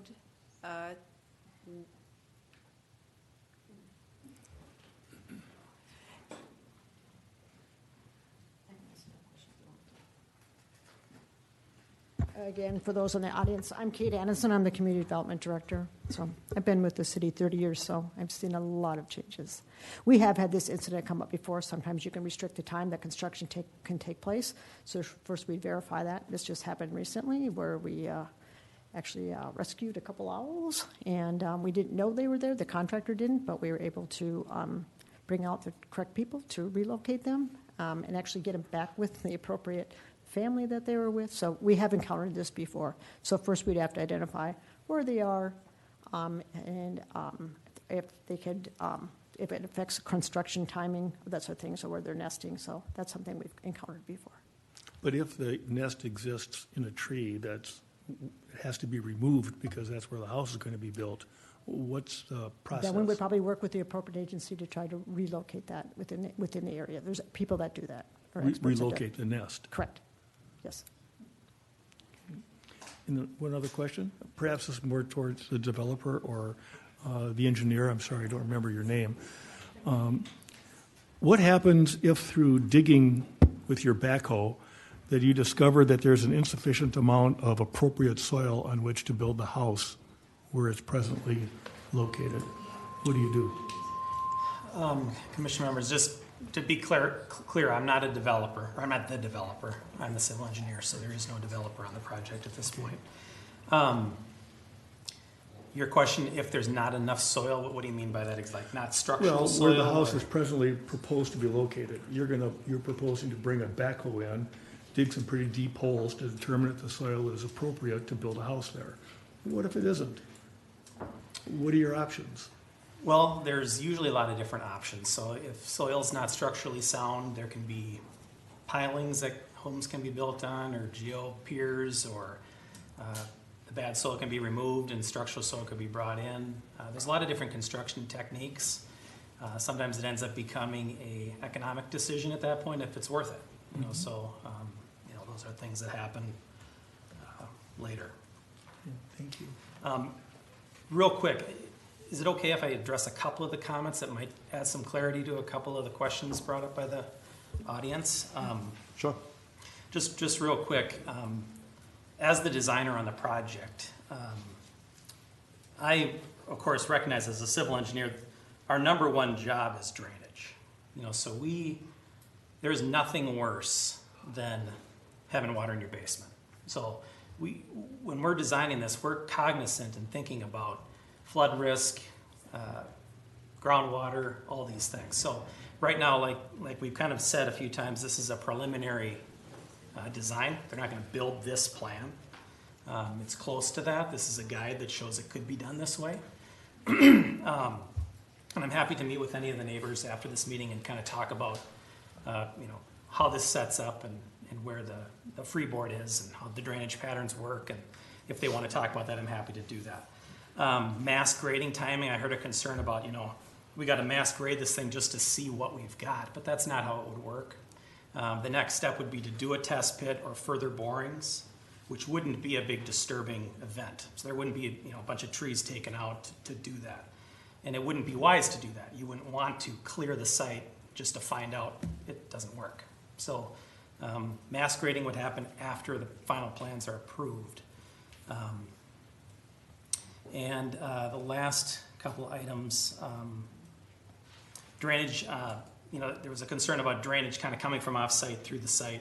So our rough, current kind of preliminary grading plan shows that off-site water going around the house. We've got contours that show that. That's the concept. It's not going to block any drainage. We wouldn't design it that way. We design it with appropriate swales to convey the water, to not damage any properties next door, or increase any flood risks. Again, we don't want to do that.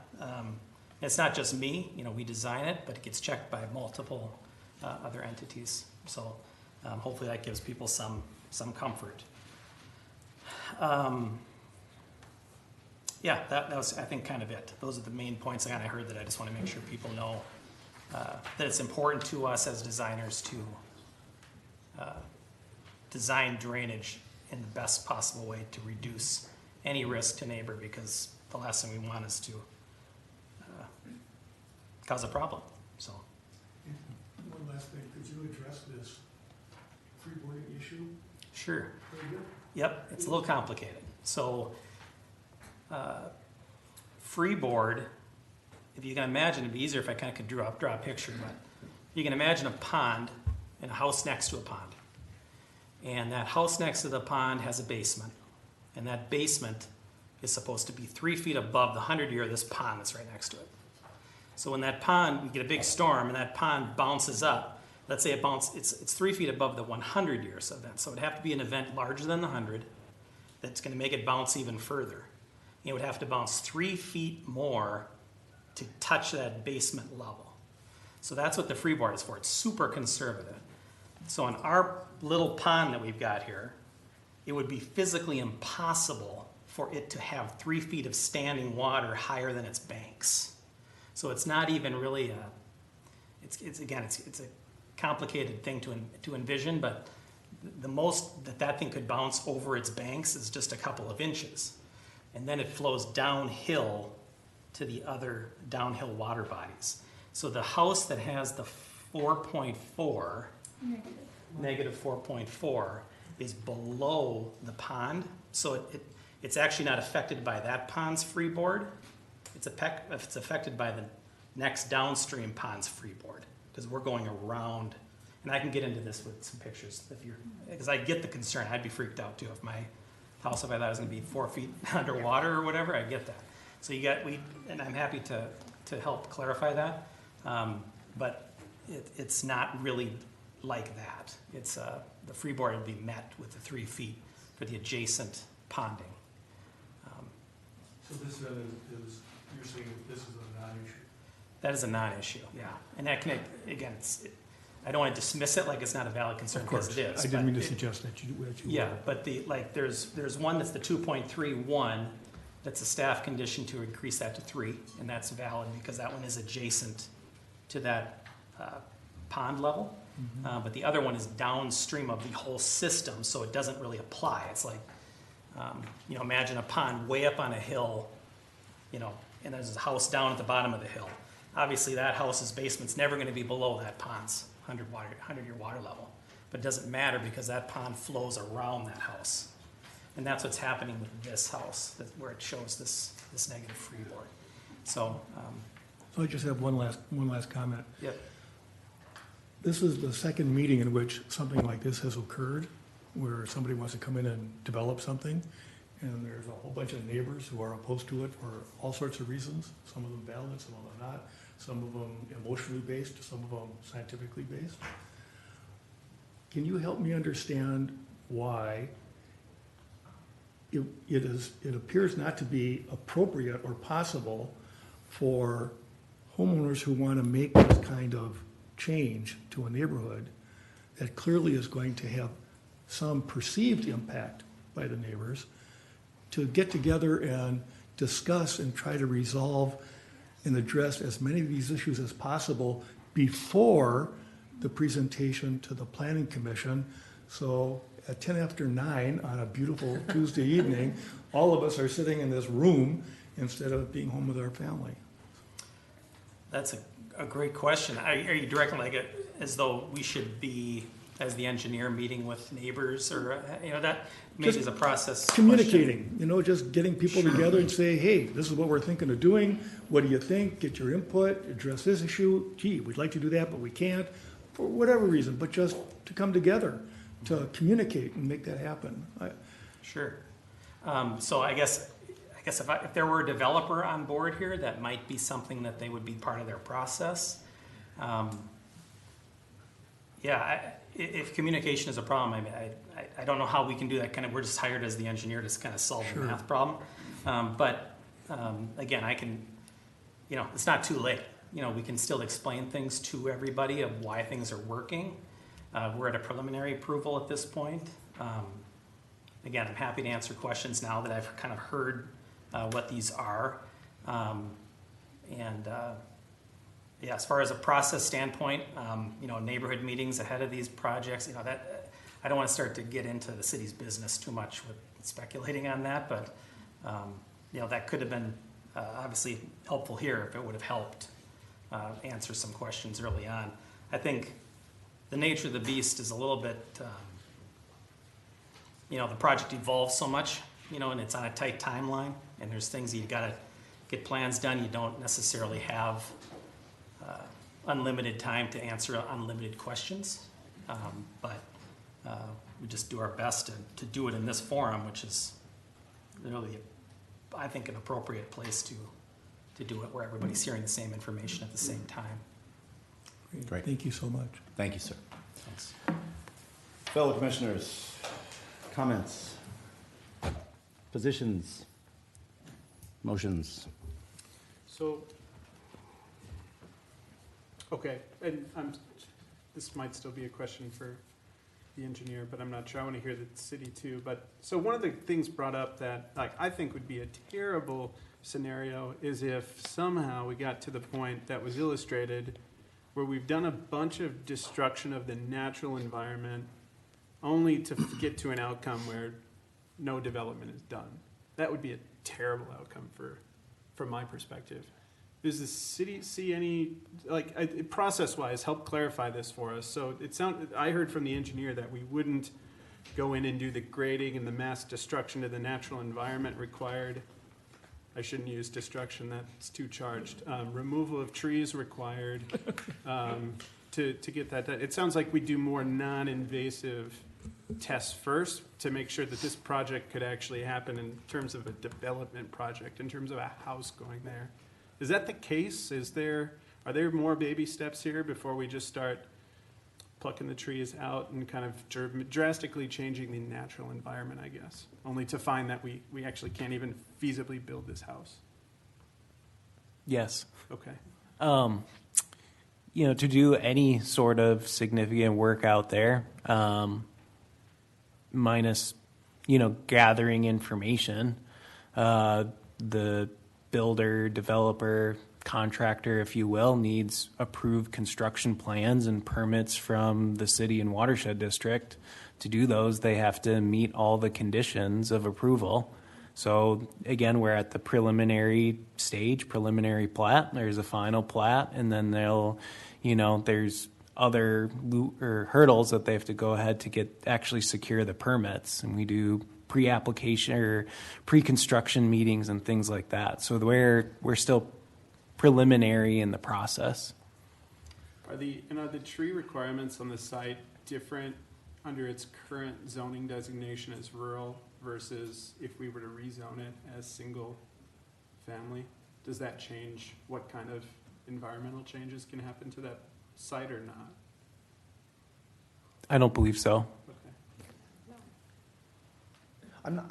I understood your question a slightly different way. Maybe it feels like you answered it the way I understood it. I was looking for a different answer. Between now and approval of the final plat, there's concern of some preliminary numbers that have been gathered. There will have to be other things gathered. Do a bunch of trees need to be taken down and a backhoe brought in to get those numbers? No. Okay. So any of the, we won't use the word destruction, any of the plucking of the trees, as you stated, is all contingent on approval of the final plat and permits. So it's a project, it's a go at that point. That's when the heavy stuff comes in, right? That is correct. Okay. That being said, then, I think that this is always a hard conversation when it involves development. Change is hard, especially when there's such wildlife involved. I mean, I can assume the same feelings could be had for the houses that a lot of you currently own backing up to wetlands, where that used to be habitat that was previously like the habitat that we're currently discussing. If it was just from that perspective, like making a decision that way, but based on it is well within the right of an owner of a property, within the guidelines of the bodies that they need to report to make these decisions, and they are making efforts to make these decisions based on everything that is required of them. They already removed the second house knowing that it wasn't feasible based on things that they had already pointed out, and I can't in good faith say no to this just based off of the emotion of it all. That makes sense. I agree, but I want to be respectful of the homeowner's right to do what they will with their property within the ordinances. But I also feel compelled to want to make sure that the neighbors who spent the time and effort to put their presentations together and come here tonight have been listened to and can be assured that some of their concerns that it may not have been addressed at this stage of the process will in fact be addressed, maybe not all to their liking, but that they've been heard and respected as part of the process. That's what I would hope for. I think that point too about history, right? And it's, I think, Mr. Mauren, is it right? I mean, you made the point too. When they moved in, this was a paradise in their words, right? There were no houses there.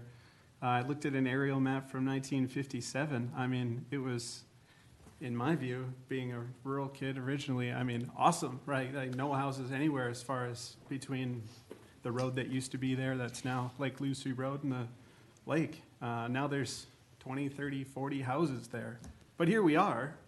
Things have grown up around the houses, and frankly, it looks a lot nicer even now with tree cover and the things we've done to improve that alongside of the development because of the conservation-minded kind of city and policy making I think we've had over the last several decades here as far as I can see. So, I mean, I don't know that it impacts this decision, but I mean, yeah, I mean, you look at history and, you know, prior to the 90s, there were no buildings there at all.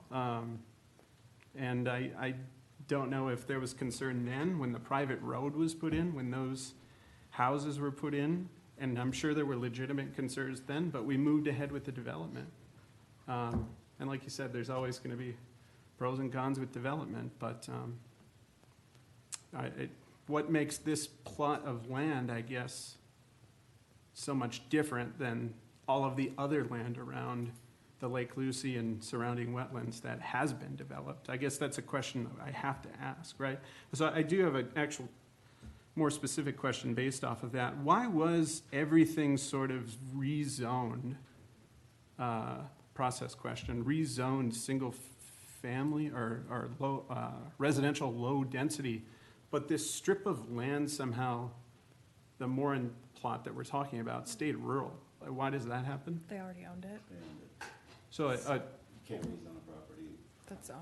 unless the property owner wants to rezone it. But that's why in the 2040 comprehensive plan, the city intended that this would be rezoned once it came up for sale for single-family low density. So like I can't come in and just change the zoning of your property tomorrow. But we zone that. Oh, okay, so you're saying an owner of But the when you property where all transfer- these houses were built Yeah. asked for it at some point. We don't rezone unless The developments around there requested, I'm sure, it needed to be a certain zoning to develop. Yeah. And that was part of our predecessors in these seats approving a development on those properties in which these people now live. Okay, so it just goes back to, again, nobody asked for it. Because So they already when live they- there. We should clarify that. Clarify. Charmaine was here. I saw her name on that paper that man has in. And I'm responsible for a lot of those rezonings. So I'm just going to state for the record, if I can just see for a second. So the city, when this is a large lot, so typically rural would be 2.5 acre lot. So as long as it stays in that state, but we have a comprehensive plan. So when they do want to subdivide, then we make it consistent with the plan. Right. A lot of people keep their property in larger lots for tax purposes. So some of them are also on septic and well and the like. So when they do subdivide, they have to be consistent. And this guiding is consistent with the comprehensive plan, which is one of the findings. Got it. Thank you for the clarification. So with it being within the comprehensive plan and being within the guidelines of the city and of the wetlands and needing to continue to meet those checkpoints to do anything further. I'd like to make a motion. Sorry, you wanna- I have a couple more questions before I can't go one way or another yet. And I take these things seriously, like the chair said as well. I don't just come here frivolously to cast yes or no votes, so it's my city too, right? Might not be my immediate neighborhood, but my city too, I care. It's just the questions, right? I really sympathize with what you're bringing up, Commissioner Perry. I usually see questions answered, I guess, and usually it's 1 or 2, not 72, but I don't know, why wasn't more work done, I guess, to answer more of the questions? I realize maybe not all 72 questions were seen as valid to provide answers to.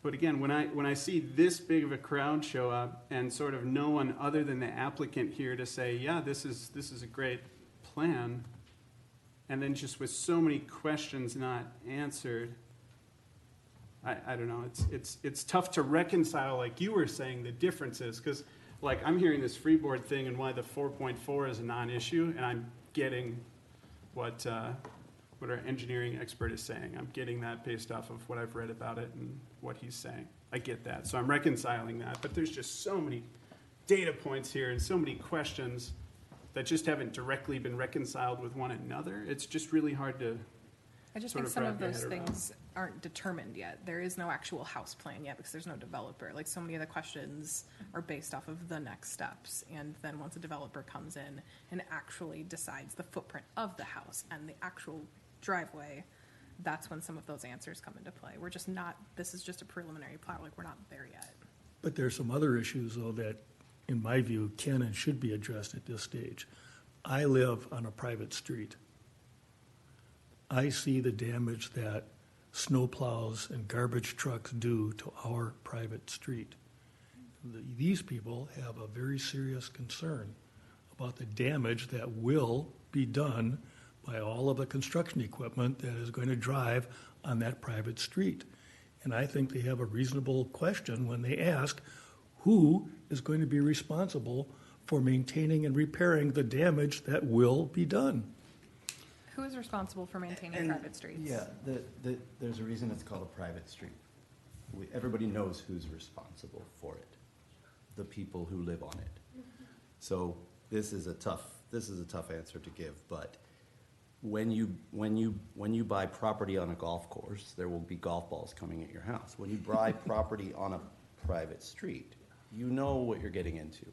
This is, for me, I guess, being here the last few years, the private street comes up every single time. But I also hold the same position on the private street every single time. We all know what we got into. So will there be extra traffic on that street because of this? Possibly. Will they come in through another way? Probably not. I've seen the property. But that's, to me, that for a homeowner who has a right to do what he or she wants to do with his or her property, the concern of the private street, which everyone knew was their responsibility, I don't want to say it's not a concern, because if it's your concern, it's my concern, but that is not on my list of concerns for this, because you know what you're getting into with a private street. On the other hand, if If I am ever in this situation, this is the crew that I want representing me. Seriously. Because this is, in those years that I've been here, the single most comprehensive, well-thought-out, planned, strategic presentation I have ever seen. And I am, like I said before to Haida, I am in each one of your shoes on the topics that you brought forward. Now, in some of the cases of the, I don't know if the number was 72, but in some of the 72 questions, somebody said it early on, and we struggle with this as a city body. Some of the 72 questions, education. It literally is, nobody knows how all this stuff works except the people that live in the city or work in the city. And so part of this process is that there aren't final numbers now. For every case that comes before us, there are not final numbers. If I am in the chair I'm in, or if the members of the applicant's family, those numbers mean more, I believe, to that body right now than just about anyone else, because he absolutely could sink a bunch of money into a project that isn't going to work out. If I'm in his shoes, the preliminary numbers are most important to me. I'm not in those shoes. I'm in this body's shoes. And for me, there's two things that we're being asked to decide. Can we rezone this property? And can we subdivide it into 2 lots? And while those numbers might set off alarms or red flags from an investment standpoint, they don't set flags off for me, because that's how this process works.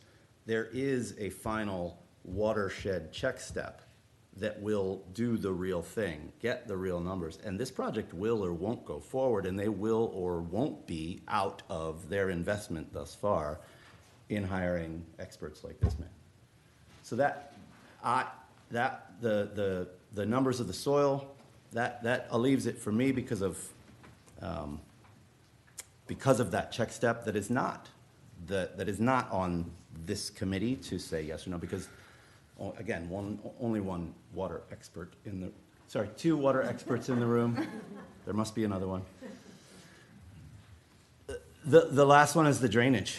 And so for me, I would be concerned of every single person that came up to the podium and talked about that. But at the same time, this is one of the few projects where the actual assessment of, what is it? Wetland A goes down as a result of this. That's, for me, that's just actually not even normal.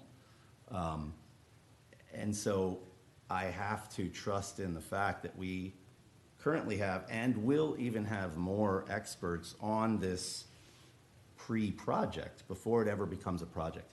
If we were sending bulldozers in there to get big, huge pit samples or whatever we called them, knocking down a bunch of trees, and then finding out, oh, this can't go forward, I don't even know how far we go, but I would put more onus on this group to stop it now. Mm-hmm.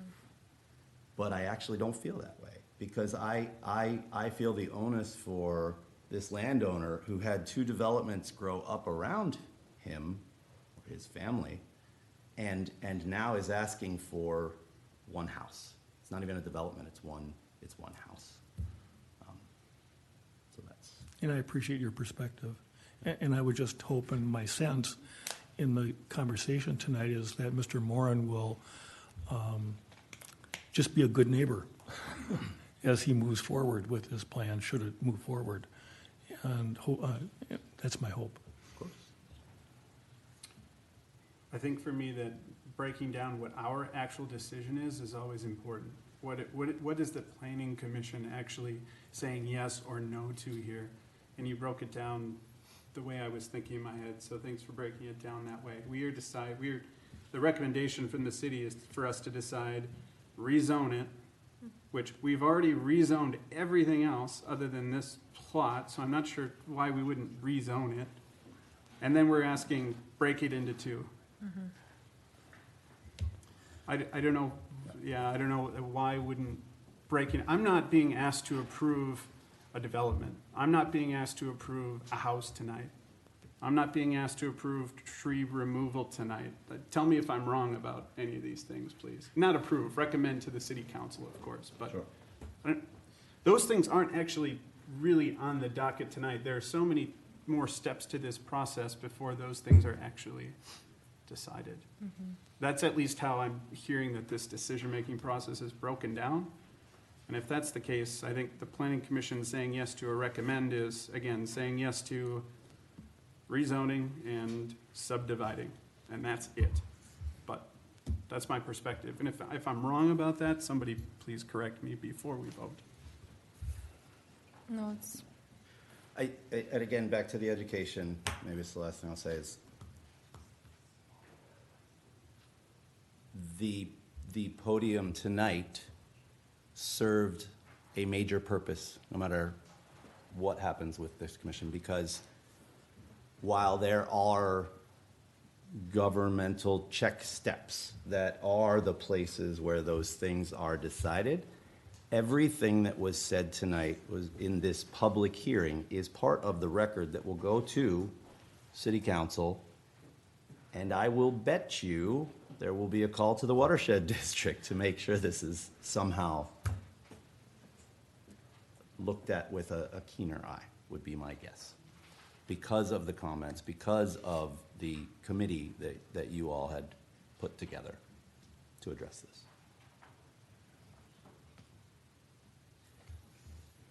I'll make a recommendation. Please. Proposal. The Chanhassen Planning Commission recommends approval of rezoning of property from rural residential district to single-family residential district. Preliminary plat to subdivide 4.75 acres into 2 lots as shown in plans received June 16th, 2022, subject to the conditions of approval, and adopts the findings of fact and decisions recommendation. We have a valid motion. Do we have a Second. Second. All in favor? Aye. Aye. Seeing no opposed, the motion passes 5-0.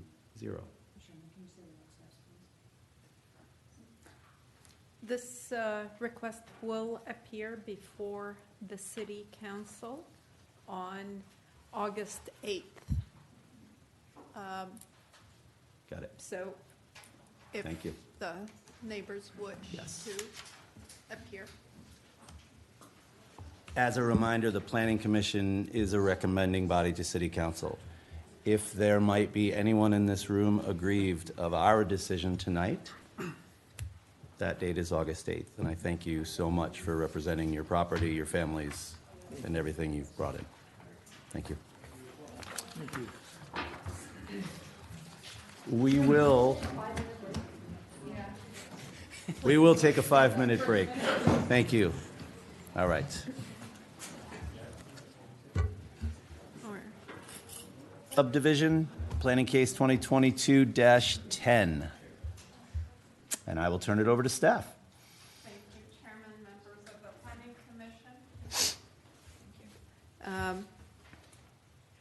The site is located south of Fox Hill Drive, west of Lotus Lake, and east of Carver Beach Road. It is a riparian lot. At the moment, there is a single-family home located on the parcel.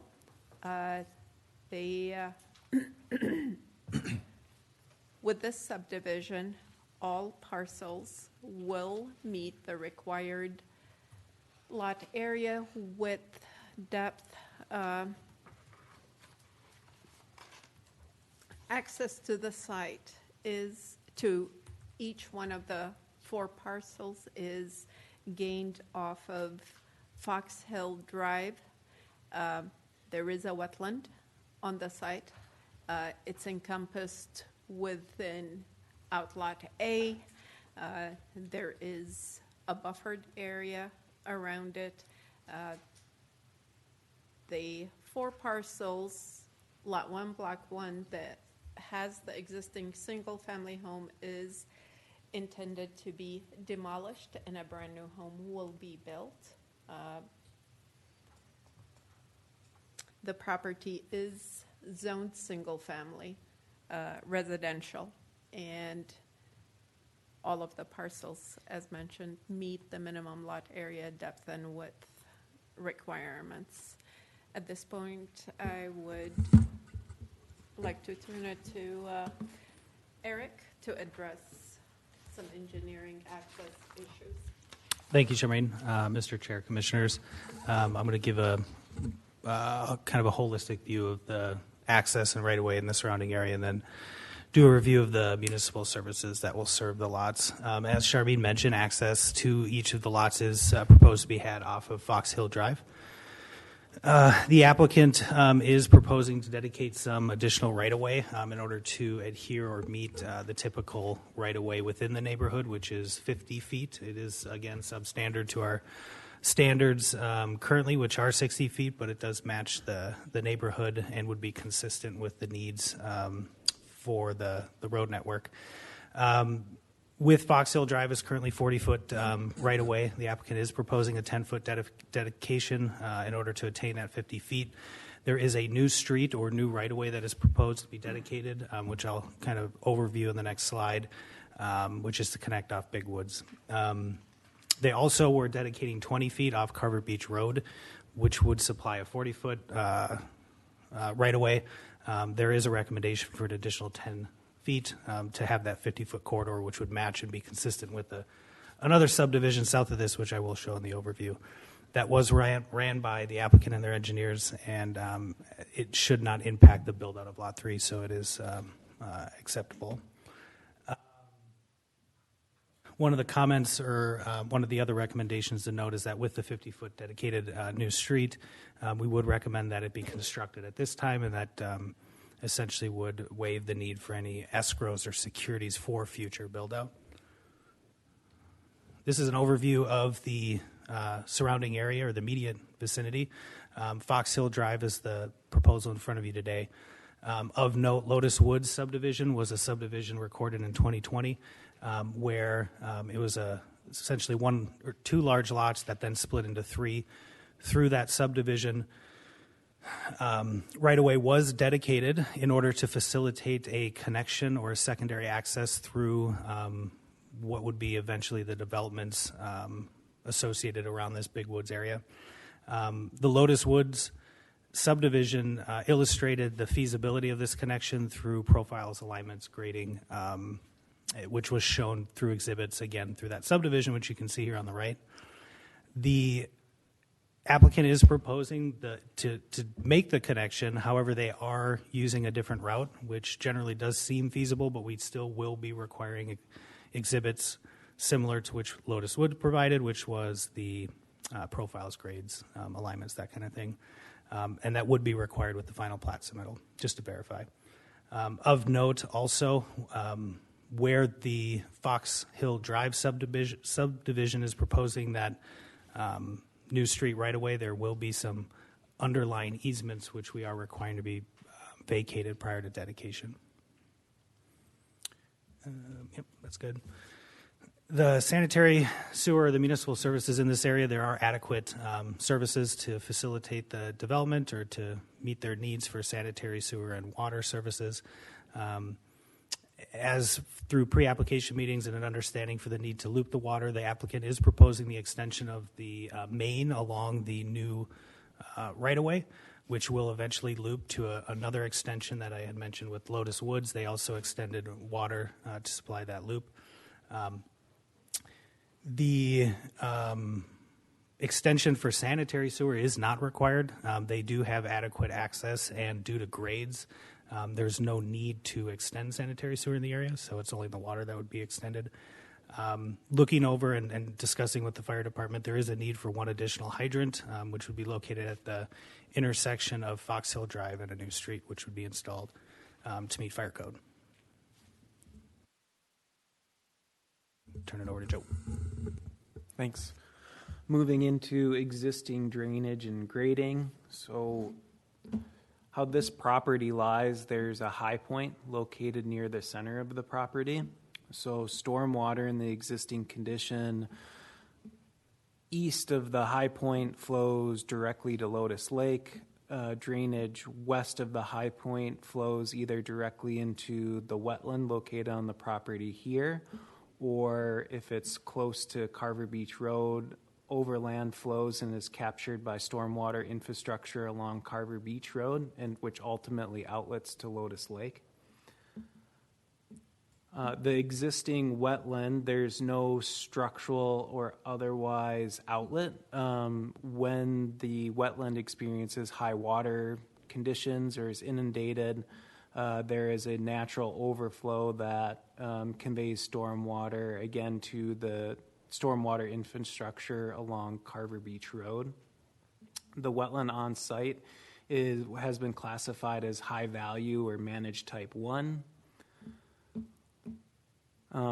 Similar to the other project, there will be a mass grading exercise done on site to facilitate the site for home construction, install utilities, and construct the BMPs before the lots would be custom graded.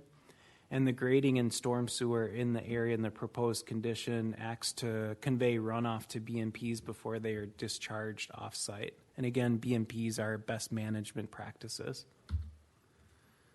So the proposed condition largely maintains the existing drainage pattern. The high point still exists near the center of the property.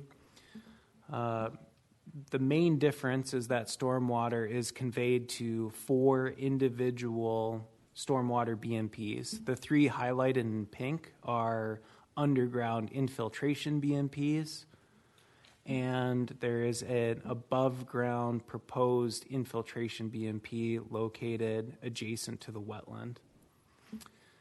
In the proposed condition, the wetland receives increased stormwater volumes, which act to increase the 100-year high water level of the wetland. This is seen as an adverse impact, and because the wetland extends past the project area, goes on to adjacent property to the south here, that's something that will need to be addressed during the final design submittal. Other than the high water level, the proposed project does appear to meet the wetland buffer and setback requirements from the city and watershed. This project is within the Riley Purgatory Bluff Creek Watershed District and is subject to both the city's and watershed district's rules and regulations.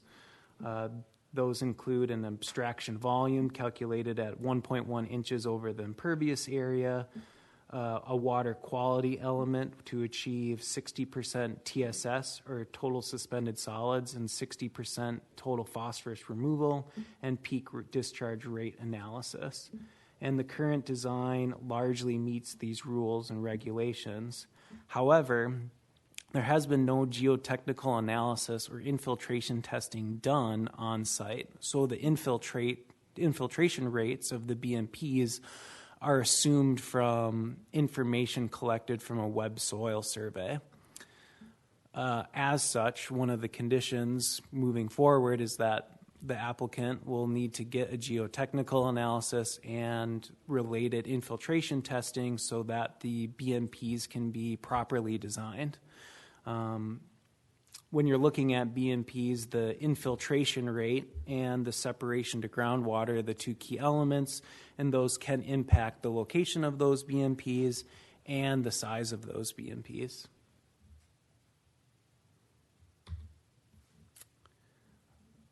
High level, looking at the proposed design,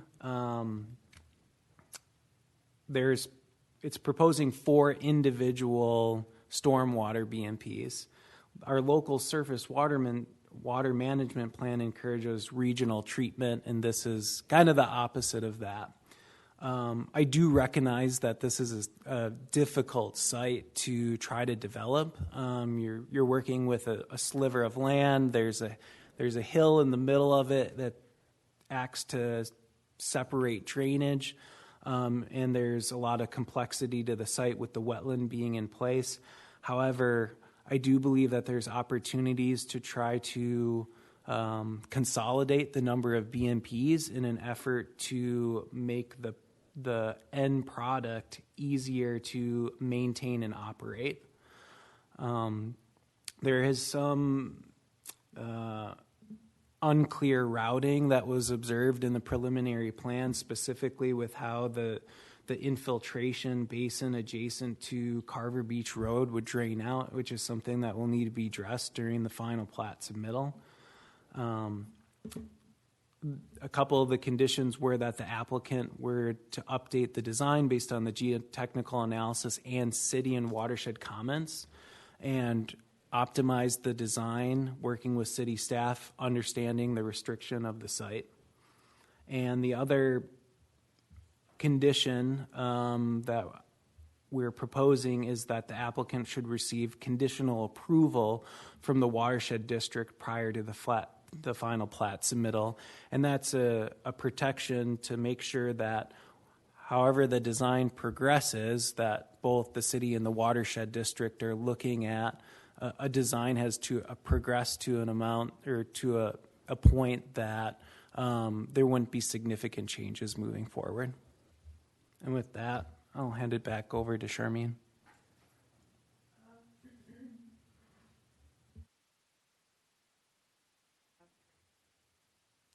All development to be within 1/2 mile of a park. In this case, we have actually 2 parks, Carver Beach Park and Carver Beach Playground. Some of the amenities that they will enjoy are swimming beach, playground, fishing pier, trails, basketball court, ball field, picnic shelter, canoe rack, and parking area. Oops. There we go.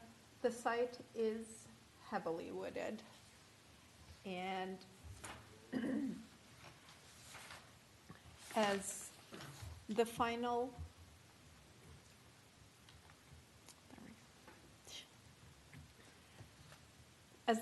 stormwater design is completed, a conservation easement will be dedicated over the wooded area as shown in this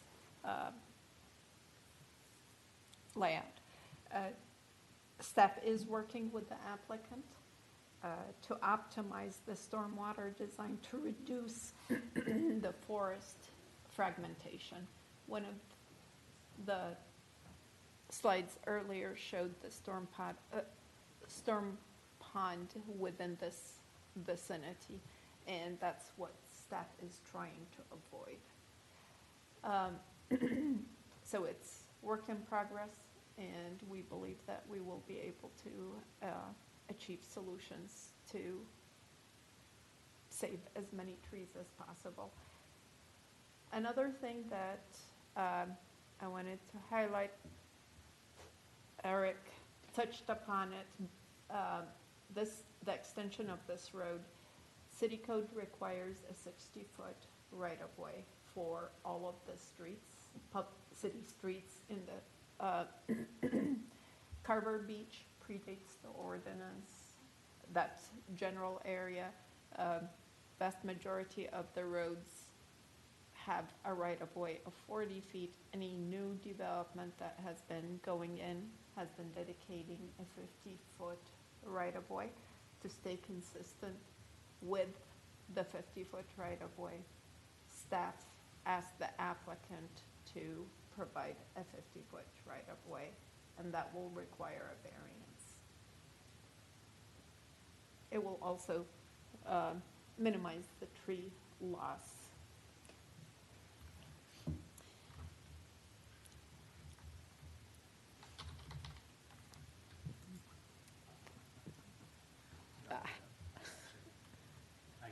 Okay.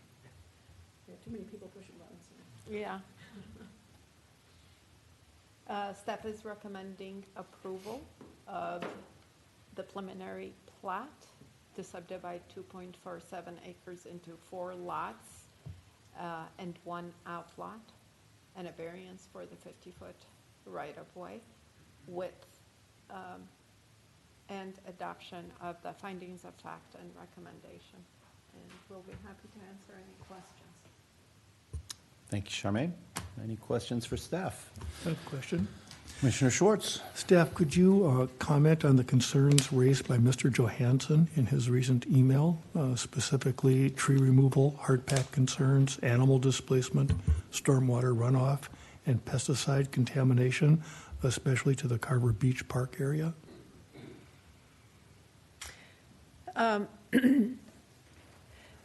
Mr. Johansson he's not opposed to development. His concern was the size of the potential homes in the future.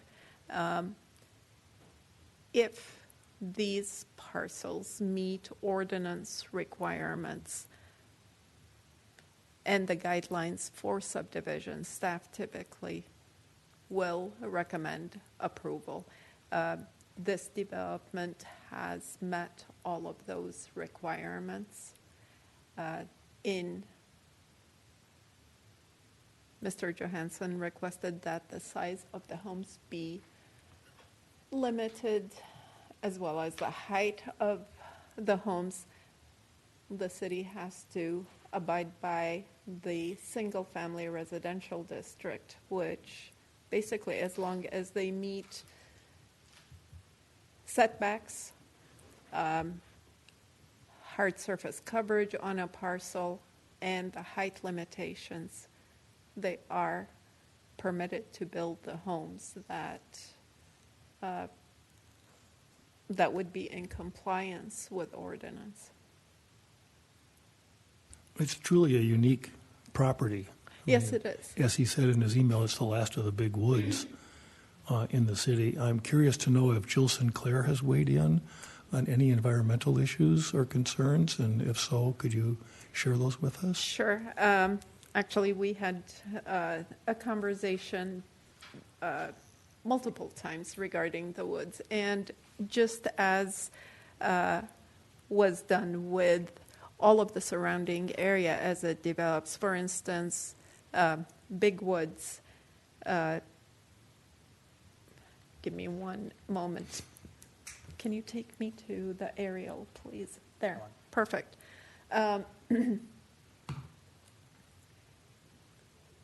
As Bigwood Boulevard was put in, this entire area was fully wooded. We exercised similar practices by reducing the right-of-way, and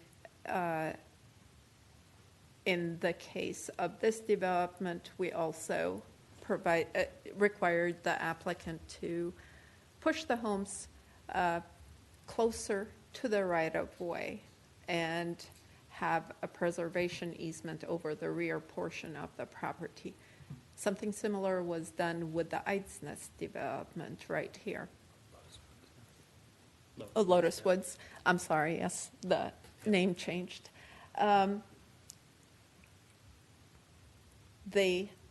There was an easement that was taken, a conservation easement that was taken between the two parcels. So it's a practice that with every development that comes in, there is a concentrated area that the city requires a conservation easement over to preserve. And what percentage of the trees that are currently there will not be there if this development goes through? So there will be a right-of-way that will be removed. There will be utilities that will be extended. 35% will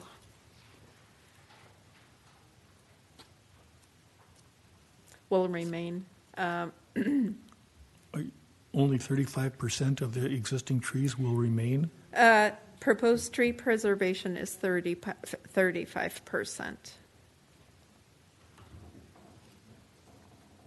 And that's within typical conservation guidelines? And There will be, so they will be 22 trees short of meeting the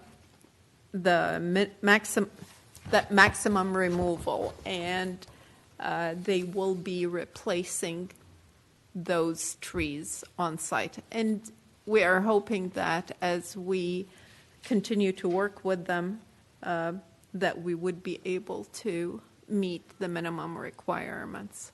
As I mentioned earlier, as we finalize and refine the location of the storm pond, we believe that we can save additional trees. thank you. Sorry, just to clarify that last one.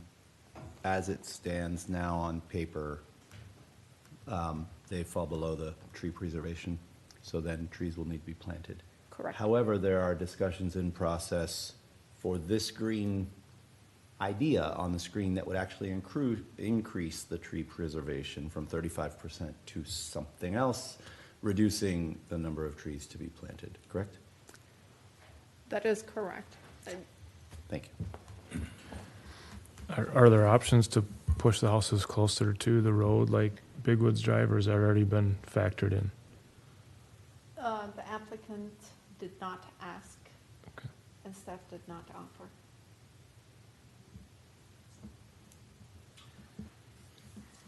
Could you quickly go back to the slide that shows the broader, the other development that was done previously?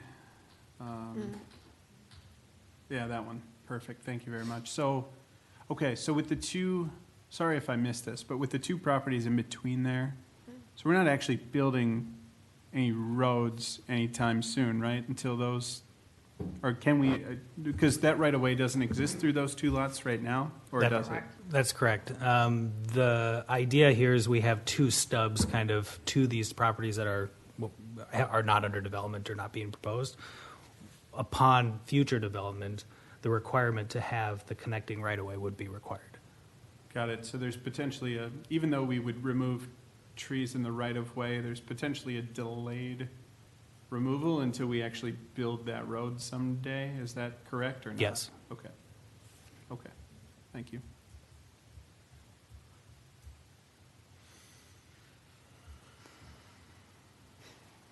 Other questions for staff? I got a stormwater question. Whenever I see infiltration basins in the city, that kind of raises a flag for me because it's typically hydraulic group D, right? So infiltration is pretty minimal.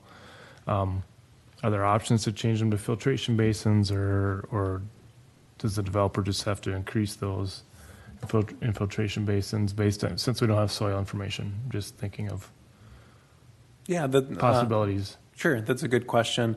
I would say, unfortunately, for a designer, the watershed district does not waiver their abstraction volume requirement. So abstraction requires infiltration. So that's why they're going to need a test to prove those rates.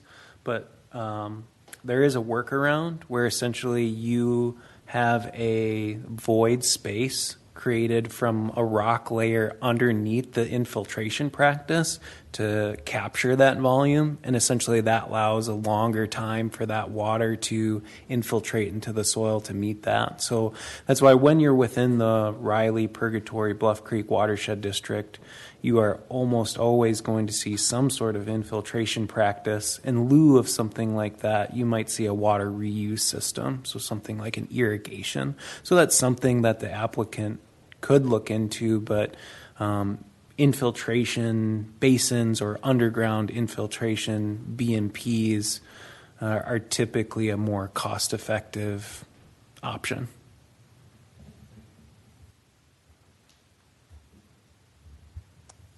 Any other questions for staff? Seeing none, I would invite the applicant to approach the podium and tell us about your project, please.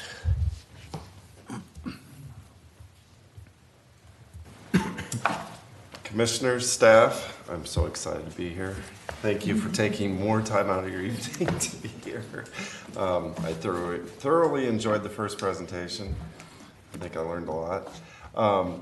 So my name is David Beaker. I am the owner of Denali Custom Homes. I am not the owner of the property. I would be the developer, and I would also be the person building the homes on the property, all of them. The owner of the property will be purchase the property to build on the lakeshore side of the property. There is a small cabin there that has, I believe, been abandoned and is no longer useful, and so they will be constructing their new home there. They wrote a very long and extensive letter for me to read to you guys, but in the interest of time, I will spare you. They are very lovely people who have raised their children here in the Chanhassen, Chaska area. They are very involved in the community. They have chosen to make Chanhassen the home for, their retirement years and as their kids go off to college now. And they're very much looking forward to being on the property. They intend to live there. They're not doing this as an investment. They're doing it to create their home. And they're very much into the environment. They're outdoors people. They bought the property because they love the trees. I know there's concerns about the trees. There's concerns about the wetland. I think one of the things about the property and what it requires with the wetland is that it is actually going to preserve a lot of the trees because we can't do any development in that area. So it's kind of unique to this piece of property versus the other ones that Charmaine mentioned earlier. Hi, Charmaine. Good to see you. So I think because of the mindfulness of the people that own the property, their full intention is to keep this as wooded as possible. And with the building of the homes, we will be replacing many trees. I mean, it's a beautiful site. It's not unusual for us to have to remove trees during the construction process. Typically anything within 20 feet of a house will die if you don't take it down. And I've built houses where we've saved amazing oak trees that are 10 feet away and they die eventually, and then now you have other issues getting those trees removed. So better to, work as best as can to preserve, but then to replace later with trees put in strategic spots. So very in tune with that. The one thing about the road, that is not something that we're requesting to do right away. That is something that has been discussed with the city, whether we be required to put that road extension in there or not. I think there's different methods that can be addressed concerning that. We would love to keep not develop that road and save the trees and naturalness in that area if it was possible. But if it's required, we understand and we would do that because there will be future development. The next site over probably will be developed eventually. I don't know of any intentions, but that's kind of the theme going down through this neighborhood. That access will be necessary for the people on the lakeshore to access their properties.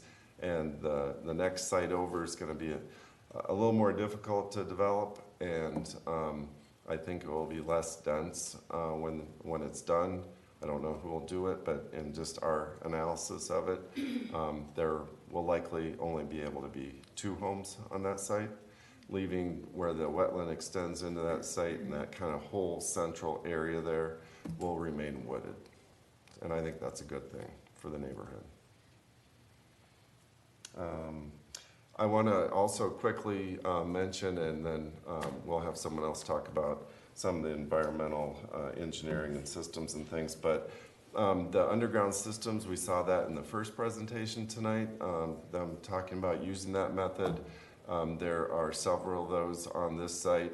That's something that we're seeing more of now, and it's more of a change in the requirements of the watershed district and something that we're being required to do. We didn't used to handle water that way, but it is kind of the recommended method now. So you'll probably be seeing more of it, and we do see it especially on the lakeshore. That's why you see one down there that will capture the water running off the lakeshore house before it hits the lake. And it allows the system allows the water to percolate into the ground. And we've done many of these on our sites that we've worked on in the past. So very common to us, but might be newer to people in the commission. That's about all I have unless anyone has any questions. Quickly, you said the road isn't ideal for you all. So you're saying that if there was no road for some reason on this picture we're seeing, that would remain untouched by your plans? I'm just saying that right now, because we don't have a need for that road, it is intended for when the future development happens. We're fine with not developing that road until something happens in the future, but it may be a requirement based on how the city operates at this time that we would need to do the road now. Just for my visualization's sake, what are the size acreage-wise of these lots? Are they quarter acre or smaller? I think they're larger. They all meet the 50,000 square foot minimum. The exact acreage I can get here. I think it's approximately a half acre. Each lot? Yeah, that's what I was thinking. Yeah, I didn't have the exact. The minimum lot there is block. Yeah, sorry.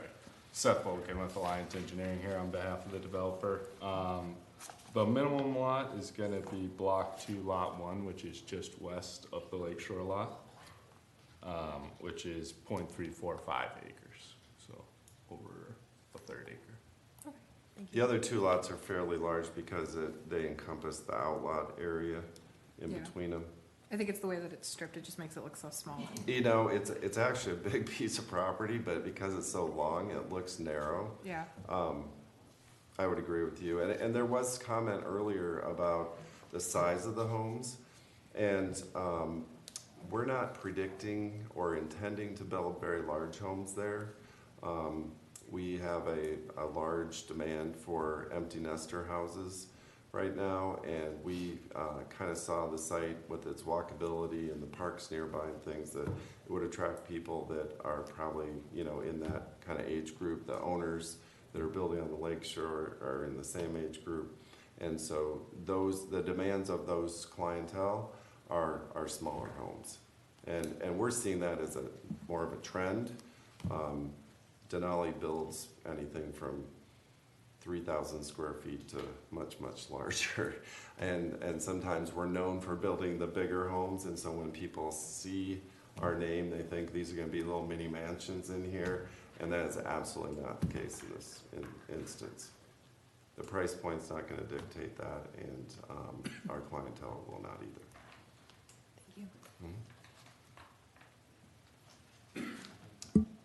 Any other questions for the developer / civil engineer? Yes. All right, thank you both.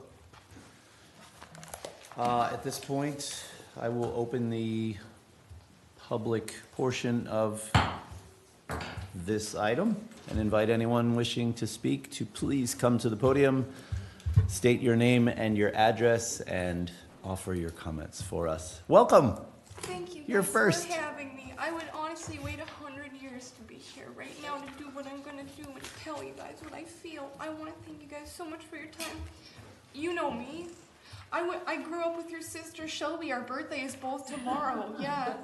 Congratulations. My sister's birthday is tomorrow. I know exactly. And when you said when you go home in the winter and you slide down that hill, girl, that hill is dangerous as hell. I wouldn't even go down there on a skateboard. No. Oh my goodness. But thank you for having me. I will circle back to where I was going with that. So I live at 600 Fox Hill Drive. My name is Ella, and I have lived at my house for almost 30 years. We're one of the oldest neighbors in the neighborhood, and I love my neighborhood so much. The only time I ever left was when I left for the Navy. And then I came back, and I love my neighborhood so much. It really is so special. It's really close to the beach, and everyone that comes through the neighborhood calls it a hidden gem. Everybody loves the woods. Like, it's so thick and lush. Like, watching, like, the seasons change, it's a blessing. Like, we have so much wildlife that lives there. Like, we have owls, we have foxes, we have deer, we have turkeys, we have so many things that, like, live there year round, and they migrate, they come back during different seasons. We all feed them and everything. Like, if this were to change, like, where would they go? They would have nowhere to go. Like, this area is like the last, like, big plot of woods that we have, and it's really special, and I just can't even imagine that, like, not even being there anymore. Like, this affects my everyday life, and I would be lying to you if I said I haven't cried every single day since this property was sold last summer, because I didn't have $1 million to buy it, and I've never been more mad at myself because I didn't have the money to buy it. I would have. If I could, I honestly would have, because I want to keep it the way that it is. This is honestly such a thin stretch of land too. Like, if you could go back to the slide that Charmaine was referring to with the Big Woods development and stuff that shows the 2 houses that are on the lake. No, the one that Charmaine was using that shows the Big Woods development, please. Yeah, so if you guys look at this photo, you clearly see, like, where the yellow box is and how there's those 2 houses that are beneath there. So they have really long driveways that go out to Carver Beach, and those are, like, parallel to that. So they would have to put, if they built the road, it would literally go through 2 people's driveways. No one wants this road. No one wants this road because it would just take so much away. And it's such a quiet area too. Like, why do we need to have another road in there? Like, if you put 4 homes in there, it would literally double the entire neighborhood. Like, right now on the street that I live, there are only 4 homes. There always have been. So it'd just be crazy to have 4 homes, and then they're gonna take most of the trees. Like, how can you say that you love nature if you're only gonna leave 35%? That's ridiculous to me. That's so many trees that are gone that I've watched grow since I was a kid. I played in those woods. Like, the person that owned this plot of land before, like, they had it in their family for generations, and they left it the way that it was because they loved it that way. Like, I understand that people want to build their home and stuff, like, and I understand, like, the cottage and everything, but it was not abandoned. That cottage was not abandoned. Somebody lived in there. Until she sold it, she lived in that house, and it's cute. Yes, now that it's abandoned, like, since she left, nobody's lived in it because they don't live there. They just leave it, like, totally abandoned. Like, they have trash in the yard still, like, old stuff that wasn't, like, taken away with the old house, so it just sits there. Oh. But it's just, the family wanted to keep it this way, and it's just crazy to think that somebody would see this and just want to build as many homes as humanly possible. Like, those 2 homes in the center that are basically touching each other, you can't even park a car the long way in between those homes. It's crazy. Who wants to live that close to somebody else? Like, what's the appeal? You're literally going to single-handedly take away the charm of the entire neighborhood. If you want to live in the woods, don't take away most of the trees. Like, only 35% would be left. That's a really big number. Like, if you guys haven't been out there to my neighborhood, please come out and look. Like, please come and take a look at my neighborhood and see what it is. Like, see how special it is. I just,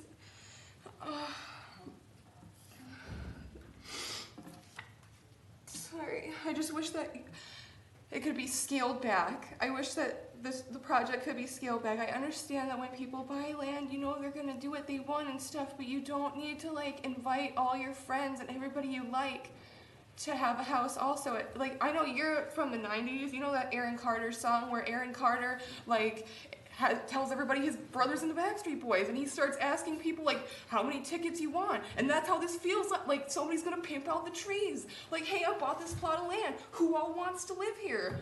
Like, just crazy to me. Like, and they're just gonna change it so much. It's gonna change everybody's everyday life. It's just not gonna be the same anymore. Like, the sun's gonna come down, the animals aren't gonna be there. You're not gonna hear the same noises, the same sounds. Like, it's just gonna lose the magic. And I just can't imagine life, like, without it. when the Big Woods neighborhood was developed, I was a kid. I remember growing up and like there was no houses over there and the woods went on forever. And it was awesome. It was so cool because I could play everywhere. And then when they built that neighborhood, they didn't really plant that many more trees to replace the ones that they took back. I don't believe for even a fraction of a second that if they built these 4 homes, they would put back the trees.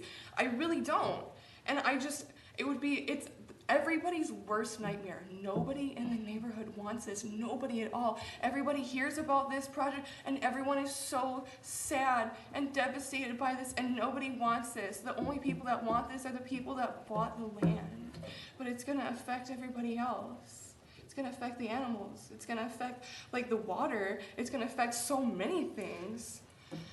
I just ask that you guys maybe think about scaling it back. Instead of doing 4 homes, maybe do 2 or 3, but don't like devastate the entire forest just for the one person to have all their friends live in the same strip.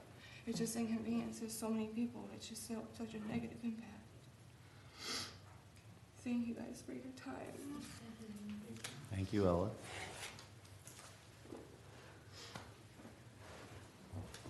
Anyone else? All right. Hi, my name is Francesca Landon, and I live at 620 Foxdale Drive. So my house actually looks directly into the current wetland area. And, excuse me. So years ago when they were actually developing the ISNS development, I did have concerns for that south side. I thought, oh gosh, like all the trees are gonna be gone. I'm a huge nature lover currently, as Ella said. The amount of deer, I mean, there's usually barred owls that are nesting in those trees. There are currently red-tailed hawks flying in through some of our neighbors' windows. And even the fawns. Every year, every 2 years, we do get twin fawns that come through and things like that. And I'm having a difficult time visualizing 4 houses there. The almost 3 acres sounds like a lot in a strip of land when you think about the water and everything. It really doesn't seem like it's gonna fit 4 houses. I'm sorry, my phone is dying where I put all my notes here, so I apologize. And with the ISNS development, I was actually worried they were gonna tear everything down. I was reassured by a lot of people that the conservation of the woods, it would stay similar to kind of how it is, and I didn't really believe it. I was actually very satisfied with how it's come out. They put the conservation, I think it was 144 meters between the 2 homes, and to this day, they are greater sized homes, but there is so many, the amount of trees around it, around the homes and within, have allowed for a lot of wildlife to stick in the area. I'm sorry. Sorry, just to clarify, ISNS is Lotus Woods? Sorry, so it'd be the south. It's the Lotus Woods. Southwest portion that's been recently developed. Got it. I'm going to start with, I'm not opposed to change. I am not one to think that maybe 1 or 2 homes, including the proposed lake house that is going to be demolished and rebuilt. Another 2 to 3 houses total. My concerns is, as David had mentioned, the current owners enjoy nature. I have a really difficult time taking 65% of the trees down qualifies as loving nature. I didn't see the slideshow, and I know everything was just recently put up in the last week for this project, for the staff report and everything like that, and having issues to getting to a lot of this project documents. So I apologize if I'm missing anything like that, but that 65% proposed doesn't include what was taken down last summer on the lakefront. I don't think that includes the trees that in the last couple of weeks they've come by and taken down along the road as well. I really, like, this is a gem. You don't understand how many people will walk specifically this trail, and we're generally outside. We get a lot of people that will just stop and stare, and it's just, wow, gosh, you got a really good view. And it's not so much about us having a really good view, it's about the drainage, which actually I did email Charmaine earlier today. I'm guessing it was a little too late, but in the staff report, there was a couple things that I wanted to note. On page 4, there was the developer is proposing to mass grade a majority of the site in order to construct the public street, house pads, and stormwater management areas. Requirements of these sections include separation from low floor elevations of the proposed homes to the highest known groundwater elevations, ensuring building openings have enough freeboard from any emergency overflows adjacent to the home, ensuring driveway grades are within limits set by ordinance, all that stuff. How is the mass grading going to be done without clearing additional trees? And I'm sorry, I'm running my thoughts here. Even if right now we don't construct the right of way, keeping that, I mean, in the future those will still go down.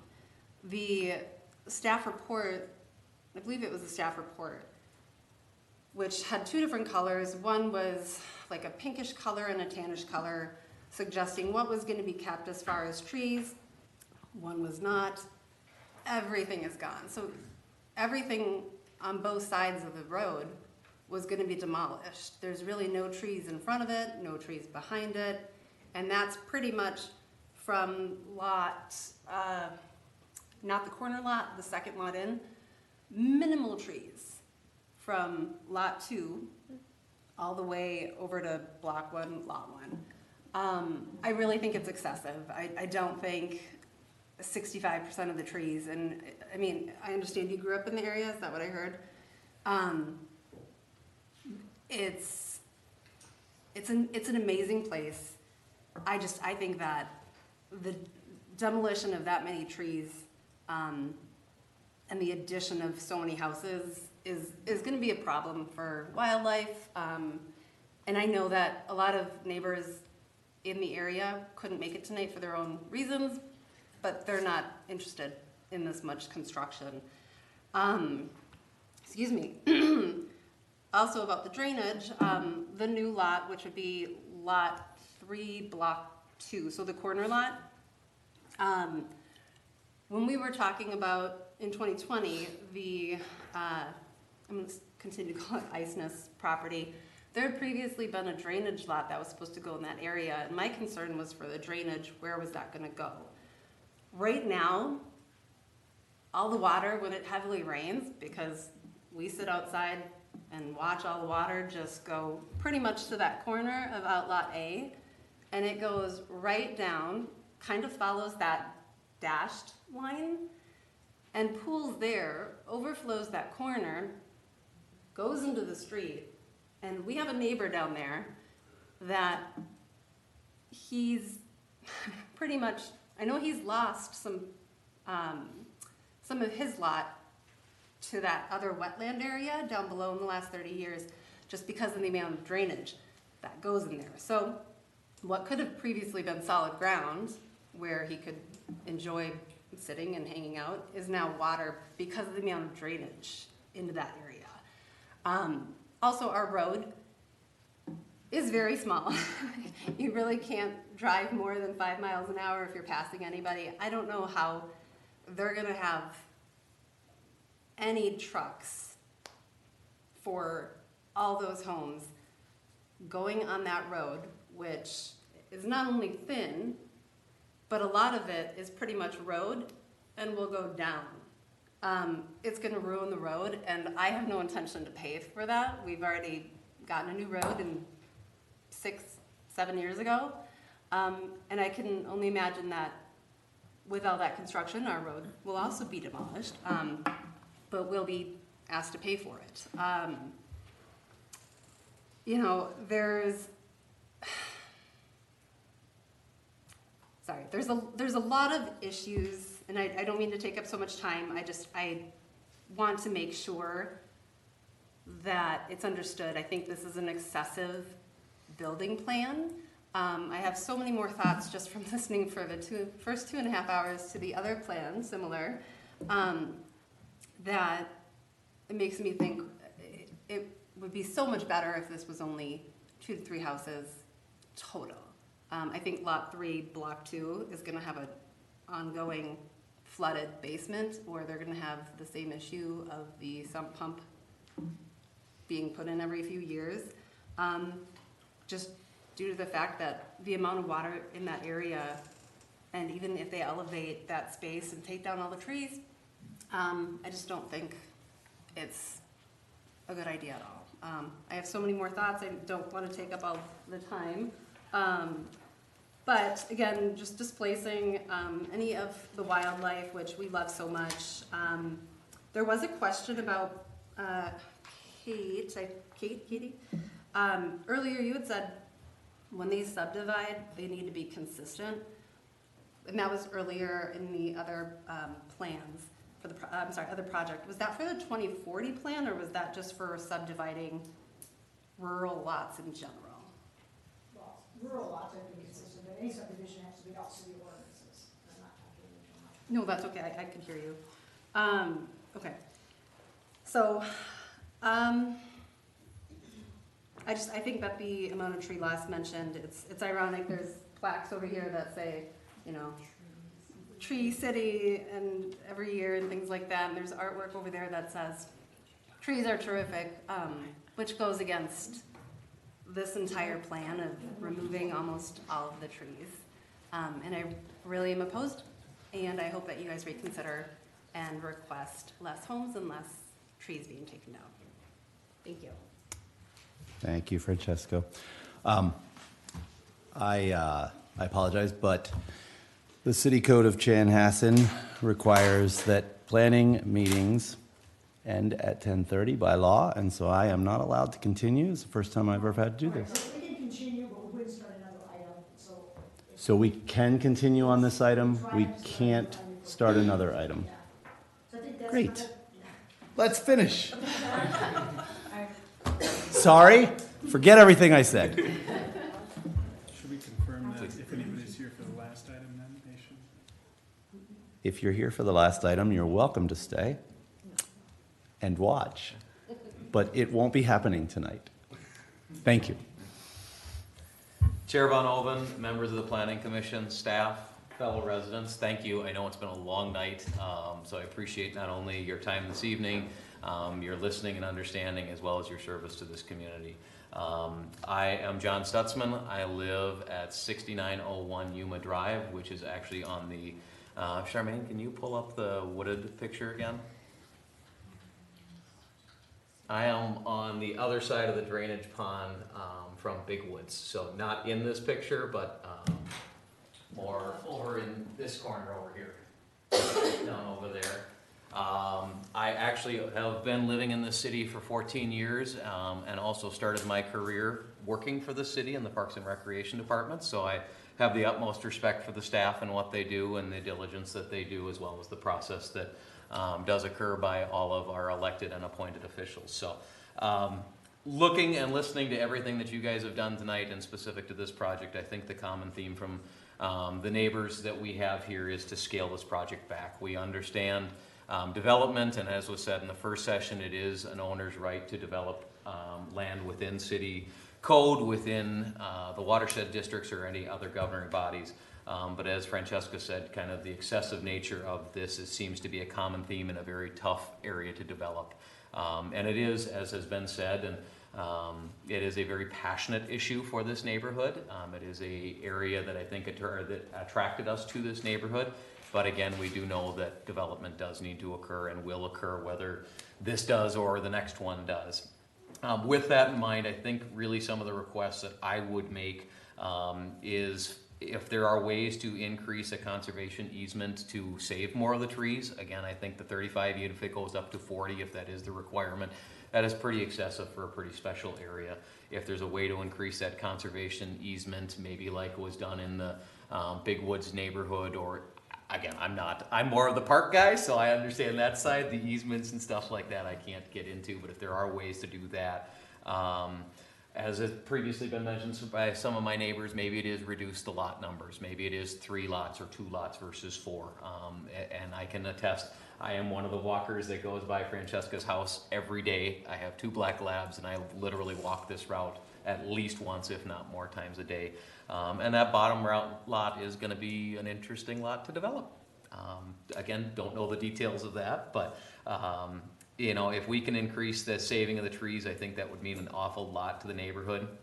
And just a common theme I've heard from both the developer and the neighbors, and again, this would come back to more city code, which I would defer to my former colleagues, that if there is a way to avoid the road and that can help, you know, be scaling things back, and again, I don't know the details of that, that would be another proposal I would do. So without taking up any more time, because the rest would probably just go on to a passionate speech about how special this area is that has already been said, I would just encourage this commission, staff, the developer, to think about scaling this project back and be respectful of what the neighbors are asking. I think we can all respect development, but the size and scale of this project is, I think, what is really hitting home with these neighbors and our neighborhood. So thank you very much for your time.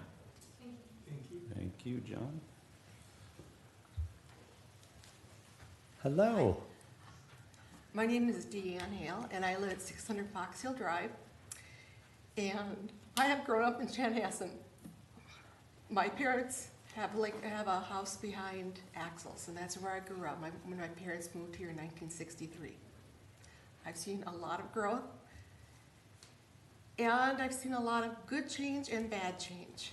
And I was happy many, many years ago when we had a mayor, a female mayor, Nancy Mancino, who believed in conserving more of our trees. That was one of her pluses, that no matter how much we grew, we needed to conserve. Now, I happened to be home one day when they were out surveying and tagging the trees.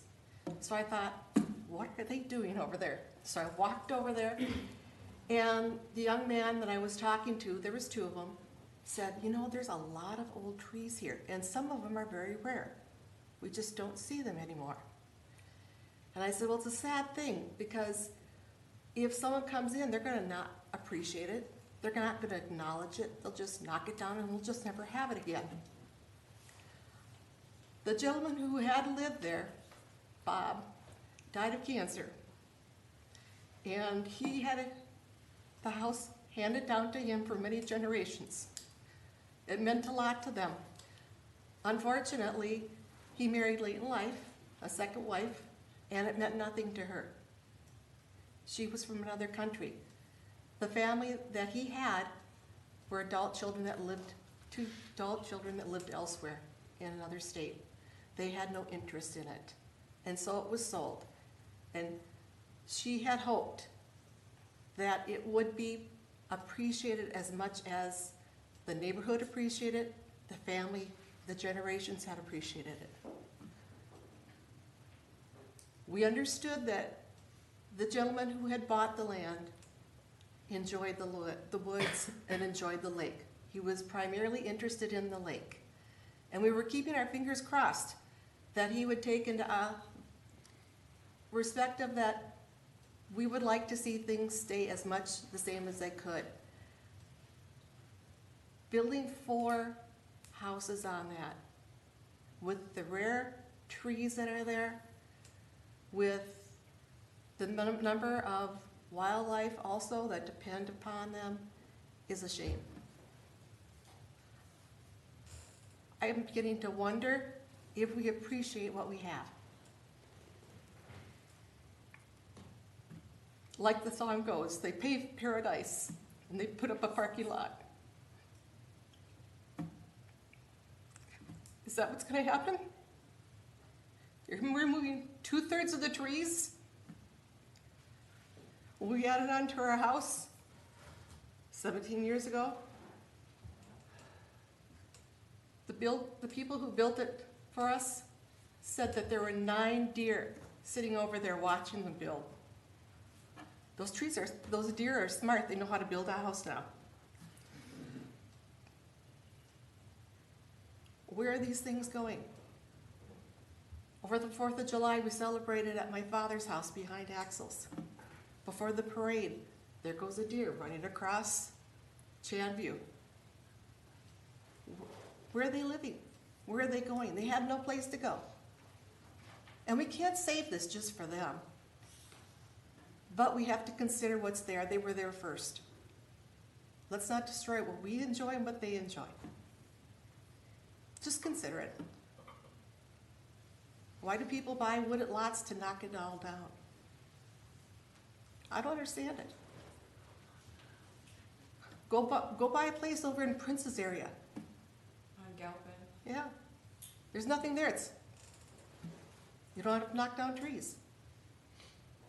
I know. It's just trees. But it's something we all enjoy. It's the environment. It helps us. It gives us comfort. Provides clean air. Does a lot of things. The way it looks, the way it's going to be developed, I'm going to have 2 neighbors across the street whose driveways are going to be right across my driveway. That's going to be interesting to try to get out at the same times. Take a look. I don't know if any of you have gone down that way. Have you gone down that way to see what it is that you're going to approve or not approve? Take a look. Figure out, okay, they're going to put a road coming through from Big Woods over there. How are you really going to put these houses in there? In Big Woods, I have to laugh because I was living in my house when they knocked it all down. They took all the woods. I can't tell you how many logging trucks they took out of there. The only way that they have trees is because of the neighbors that aren't in that neighborhood. They don't live in Big Woods. It's the people who are on the other side of Big Woods that have the trees. That's a funny name, isn't it? Big Woods and you have no woods. So thank you for listening. Thank you. Anyone else? If you, I just Go had a ahead, quick question. go ahead, it's Sorry. I just had a quick question. So the ICENIS development in the lower portion, the conservation area that was created between the 2 homes, was that a city requested thing or was that a? It was a city requested thing and the developer granted it. Okay. I'm curious because that was the area from a 2007 plat that was supposed to have a holding pond for all the drainage of the 9 houses that were supposed to be planned in that area. I look back at that plat in comparison to what has been happening with both the Lotus Woods subdivision and the Fox Hill Drive subdivision. It's eerily similar, with a couple modifications. So I do suspect that once that the road goes through, that we'll end up having 2 more houses there, and it'll look remarkably similar to the 2007 plat that was dead. I'm not sure what the correct term was. But with less of a retaining pond to hold all the water that previously was supposed to be where houses are now. I really hope you guys do consider having more of an easement like you did in the lower area. They're beautiful houses that they built. And again, like, you guys need to come out, you need to look at it. Does this work real quick? I do want to share one photo that will, sorry.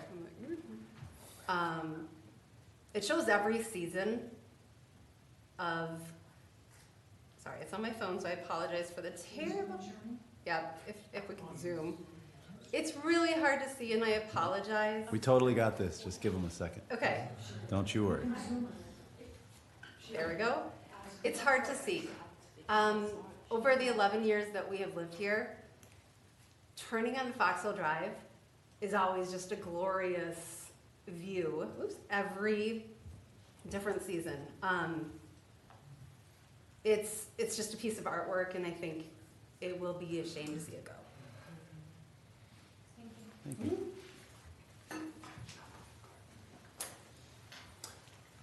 Can we pull up that last slide that was up? That shows the 3 different neighborhoods, the proposed and Big Woods, and yeah. So they keep mentioning we should scale it back. If you look at Big Woods, there's 8 houses between the street and the lake, and we're only proposing 4 in the same amount of distance. So I think 4 is actually a lot more reasonable than what's been done in the past. They're not going to be as tight together. There's going to be a lot more green space. There's absolutely hardly any in Big Woods. So it's not going to be like that. And I know they went with lesser density in Lotus Woods, but it looks like it's a little smaller property. So I just want to say that I think we're being mindful of the number of houses. I think, it might be possible to do more, but that's not what's happening. And in another area, Chanhassen, I built 12 homes, and all of the lots were brand new, and every single tree was gone. But you go back there today, now 15 years later, and there weren't any really trees to begin with. It was more of a farm site.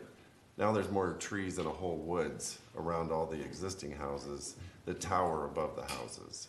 So the trees will be replenished. The character of the neighborhood will come back. And we'll work with the city as hard as we can to save every tree that we can. I appreciate what they're saying. Sorry, while you're up there, Yeah. if I could ask a question. You guys have already discussed that green circle we saw earlier, right? And trying to increase the preservation. What's the highest number you've gotten to so far on your negotiations? I don't think it's really been tallied out, right? We still need to work on finalizing the stormwater. It's a stormwater problem. That's what's creating these areas that have to be disturbed. So if we can figure out the stormwater and what to do with it, maybe consolidate it, then we can disturb less area to create the areas to hold that water. The exercise that you're asking about is something that will happen as we get additional information, namely the infiltration testing and the soil borings to, confirm the size and location of the BMPs. And then there will be, an exercise to try to maybe consolidate the BMPs and as such, increase the tree preservation area. It's kind of a trade-off. You want to solve the water problems, but you also want to save the trees. So move things around, try to figure it out, see what's best for everybody, what's the best solution. Got it. Great. Thank you. Thank you. Chair Van Hoven, if I may just say one more thing. Sure. With that, I guess as a parks guy, I'd be remiss to say one of the things that we clearly live by is the best time to plant a tree was yesterday. So we can talk about what the future is going to look like with these trees gone and the replanting of new ones. I think from my personal perspective, and I think the perspective of the neighborhood, the more we can leave with what is there. Obviously, it is very much a balancing act. I completely understand that. But the more that can be done to save what is there, I think should be a goal of this project, regardless of where it's coming from. In reference to the Big Woods neighborhood, if I heard correct, I will just go on record and say I'm not a fan of the Big Woods neighborhood, but it was there before I got there, so I can't do much about that. But if I did hear correctly, the Lotus Woods subdivision, did I hear there's only 2 houses back there, if I'm remembering correctly? So we've got 8 on that side, we've got 4 proposed on this side, but 2 in the middle, so. No, there's another house on the lake on the Lotus Woods side, so there's 3 over Either way, I guess to me, that would be the compromise is or looking at the most recent piece, especially based on what the neighborhood is saying. To me, 3 would be the compromise in my mind. So thank you again for your time. I won't take any more of it. Thank you. Anyone else? Okay. With that, I'll close the public hearing portion of the meeting and turn it over to my commissioners for comments, thoughts. I have a question. Do I understand that the owner of the property is not in the room tonight? Is that correct? The letter that. They're out of the country, right? Out of the country. If they were, I would have asked them this question. If they would ever consider selling the land to the city, the county, or some preservation organization, such as the Sierra Club or the Nature Conservancy, assuming that they would get fair market value for the land. I'm not suggesting they give it away and lose money on it, but that's a question that I would ask of the owner before proceeding. And, you know, my musical reference to this situation is Joni Mitchell's Big Yellow Taxi. I mean, it's, yeah, I think as proposed, I think this project is a travesty. Well, it's my personal opinion. I mean, when I drove into that neighborhood, I was blown away.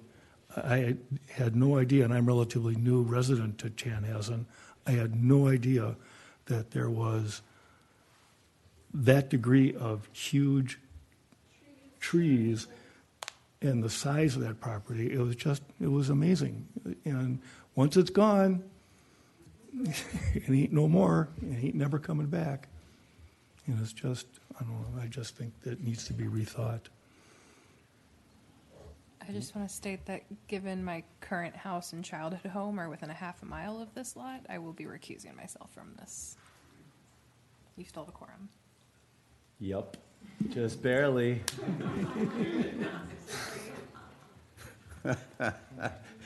Literally at the 11th hour. We're going to talk later. All right. No comments from you then. I'm your neighbor. I live across the lake on Lotus, and I've driven through the neighborhood. And Commissioner Schwartz is right. These trees are different. I will admit that I struggle a little bit. If you were paying attention in the first 3 hours of this meeting, I believe in the rights of a landowner to do what they want with their property within the boundaries of the law. The tree one's always an interesting one for me. The commissioner before me, I used to privately call him the tree guy. And not in a bad way. It was just that he absolutely was always paying attention to that. And if anything, I try to learn from predecessors. And I've paid more attention. The Lotus Woods Subdivision 2020, I was here. It was my second meeting, I believe. And we were doing it on Zoom because COVID. And I wouldn't have known it. I wouldn't have noticed it back then. But that number for preservation was 29%. And I look at the Google map now of the Lotus Woods subdivision, and I go, well, it doesn't look too bad. But they're not the same trees, right? They replaced a bunch of trees. There's a penalty for removing those trees. And the folks in this room are not, I mean, yes, of course you're worried about all the same things I would be, drainage and monster houses and all of that. There are things to protect from that. There's nothing to protect from these huge, beautiful trees that happen to be on something called Big Woods Boulevard. To your point, that is a pretty fantastic name. So I don't know ultimately where I stand, and would like to discuss it, not at length, but I would like to discuss it with you guys as to, is there a right number?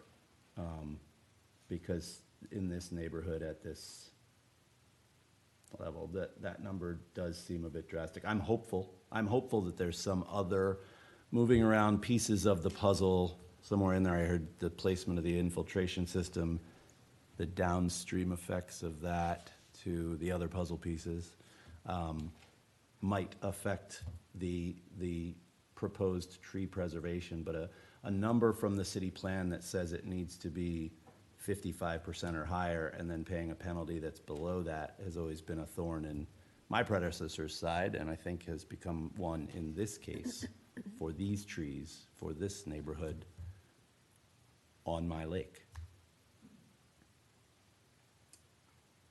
How does thee feel about said trees, gentlemen?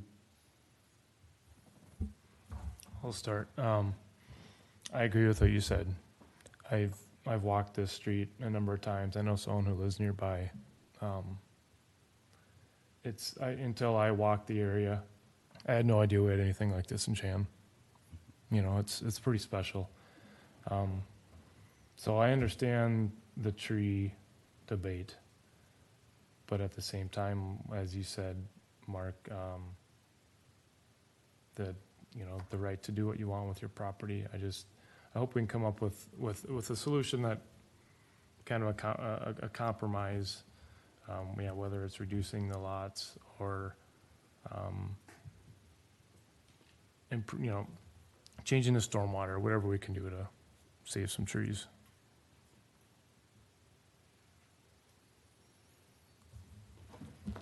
Yes, sir. Sure, yeah. You're the last one, apparently.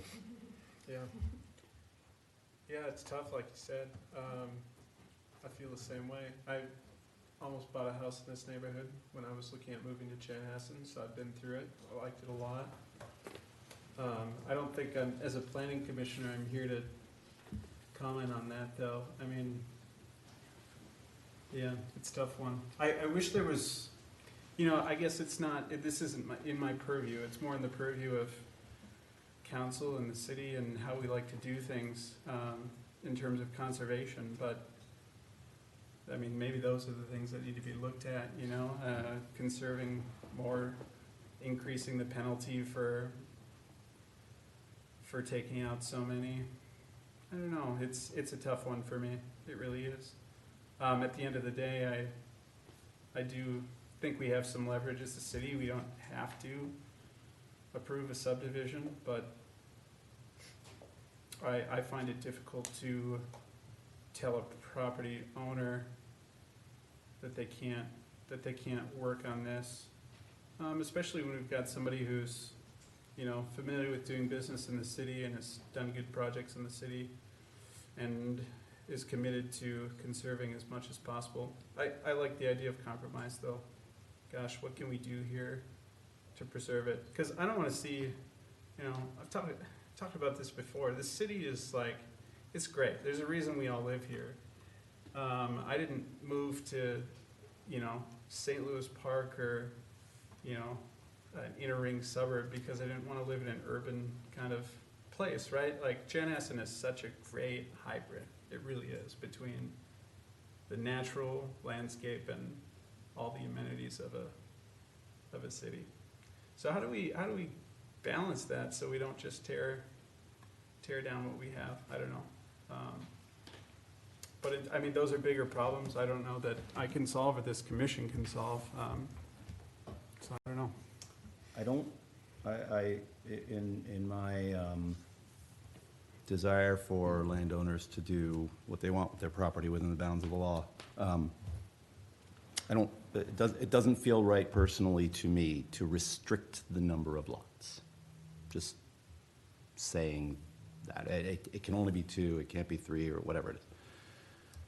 But if we're here to solve a problem that we all agree is the problem with this particular instance, or at least are leaning towards is the problem with this particular instance, then the number that we can, I believe, and please correct me if I'm wrong, the number I believe we can affect that does not put me at odds with my own beliefs about landowner rights is the tree preservation number, right? And so the 2040 plan requires 55%, but then it has this out clause for certain situations, which we watch people come in all the time, below that number, right at the number. the proposal right now is 35%. I don't know what it would do to the project for that minimum canopy coverage to remain at 55 and be completely in compliance with the code to the project. Would you be willing to comment on that as the developer? Please, to the microphone if you would. I think staff probably said it well. You have a watershed district that has stormwater rules. In order to meet those, we have to treat discharge to the wetland prior to it getting to the wetland. In order to do that, you have to clear trees for that infrastructure. To get to 55% is a long way to go from 35. You know, it's 1/5 of the tree canopy coverage. Well, let me make sure I understand the math, though. Getting from 35 back up to 55 is 22 trees, right?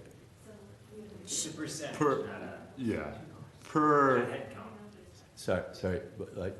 So, staff can speak better to this, but per their tree ordinance, a new proposed tree has X amount of canopy coverage.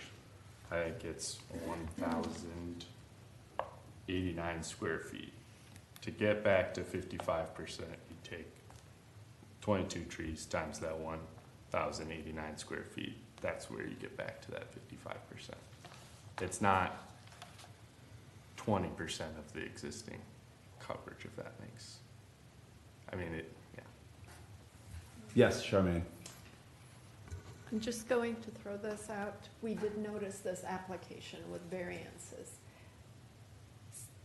One of the things that we did with Big Woods, and why many can't really tell which trees we saved, the homes were pushed 10 feet closer to the right-of-way.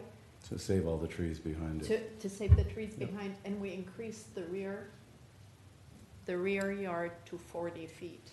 So there is an easement, a conservation easement that covers the entire southerly 40 feet of Big Woods. If that is something that you wish to consider, we will definitely look at it. Got it. Okay. Thank you. Appreciate it. If I may, I would also like to be clear that I also respect the rights of homeowners and property owners. And I'm just wondering if it's possible at this stage of the process to think a little bit out of the box. So, Kate, I have a question for you. Is it possible for the city to consider purchasing this property and keeping it in perpetuity the way it is?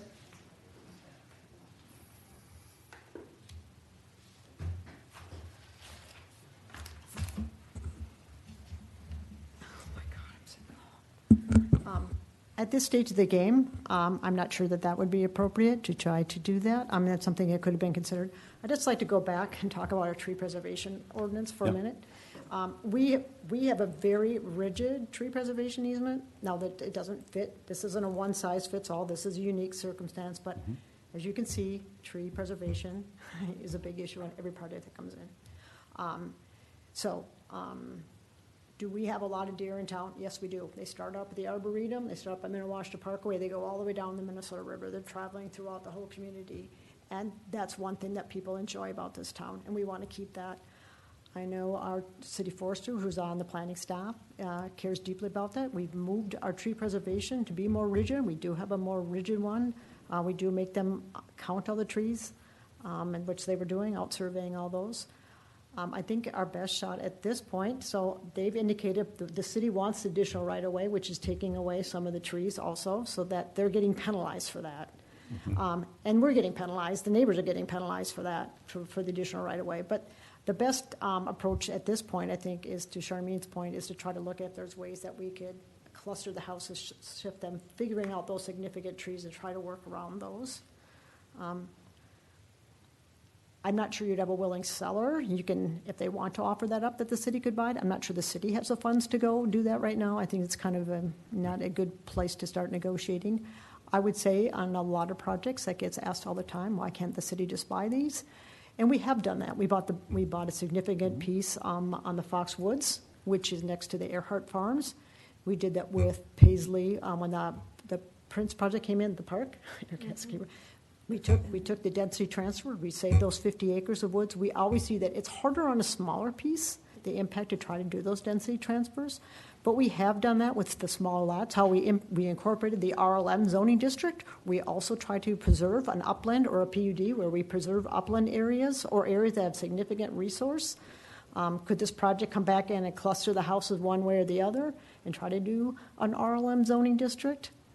Again, it's a little bit harder on the smaller scale, but there are different zoning techniques that we have employed when there's this.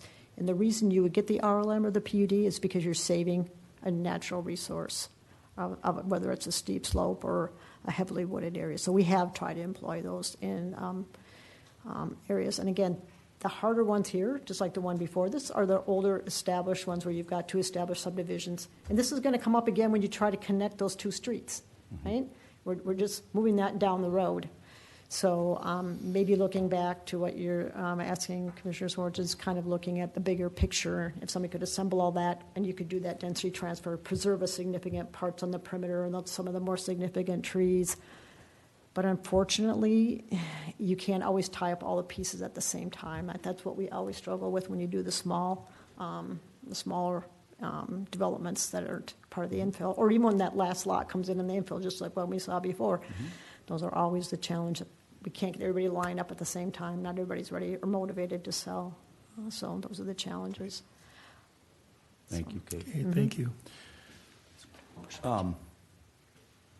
So, living on Lotus Lake, you'll never get me to change my mind about putting more pollutants in Lotus. So if there's anything that has to happen with the infiltration that comes back here, forget that.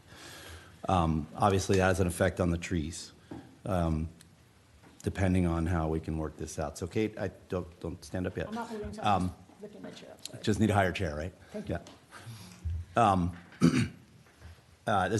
It'll ultimately end in a question for you, but I am not in a position where I want to reject this proposal because of my belief in the ability to do with your property within reason.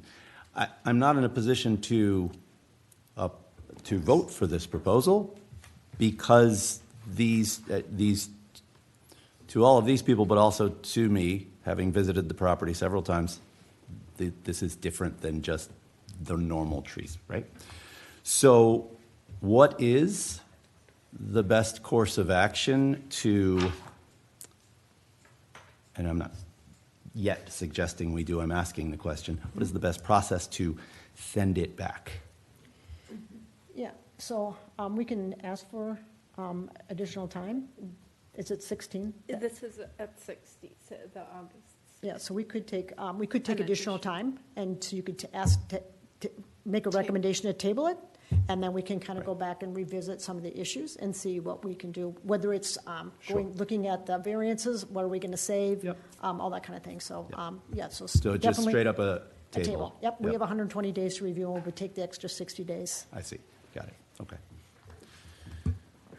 So for me, that's kind of where I'm starting to lean, which is to say, if I knew the right number today that achieves that perfect balance between the landowner and the preservation, interestingly enough, we kind of know that number because we helped approve the city plan, which is 55%. But I would like to see if there are alternate ways to put the puzzle together that get us as close to that 55% as possible. The moment these are special woods, and I appreciate all of the input today. The moment, if it happens, the moment that number is 55%, it's no longer my right, or I believe, in my opinion, anybody's right to say, well, this is the plan for the city, but We can't do that for you, landowner. I'm not saying we have to get to 55%. It personally makes me feel better about following our city code, which is for everybody, but enabling the rights of a landowner, which is for this subdivision. So there's a desire for me to not only just table this, but to send it back to say, what do we got to do to get to as close to 55% as possible? Thoughts? I would concur. Process question, if we did table it, would the council still take it up, or would they also need to wait for us? They would wait for us. They would wait for the. We still follow all the processes. We'll be back here in 60 days. Within 60 days, right. You're not having a meeting in 2 weeks, so we've got a full agenda on the next meeting, so it'd probably be at least 6 weeks out. Fair enough.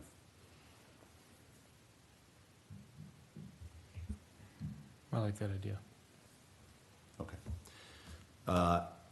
Then I will motion to table this item to allow staff and the developer to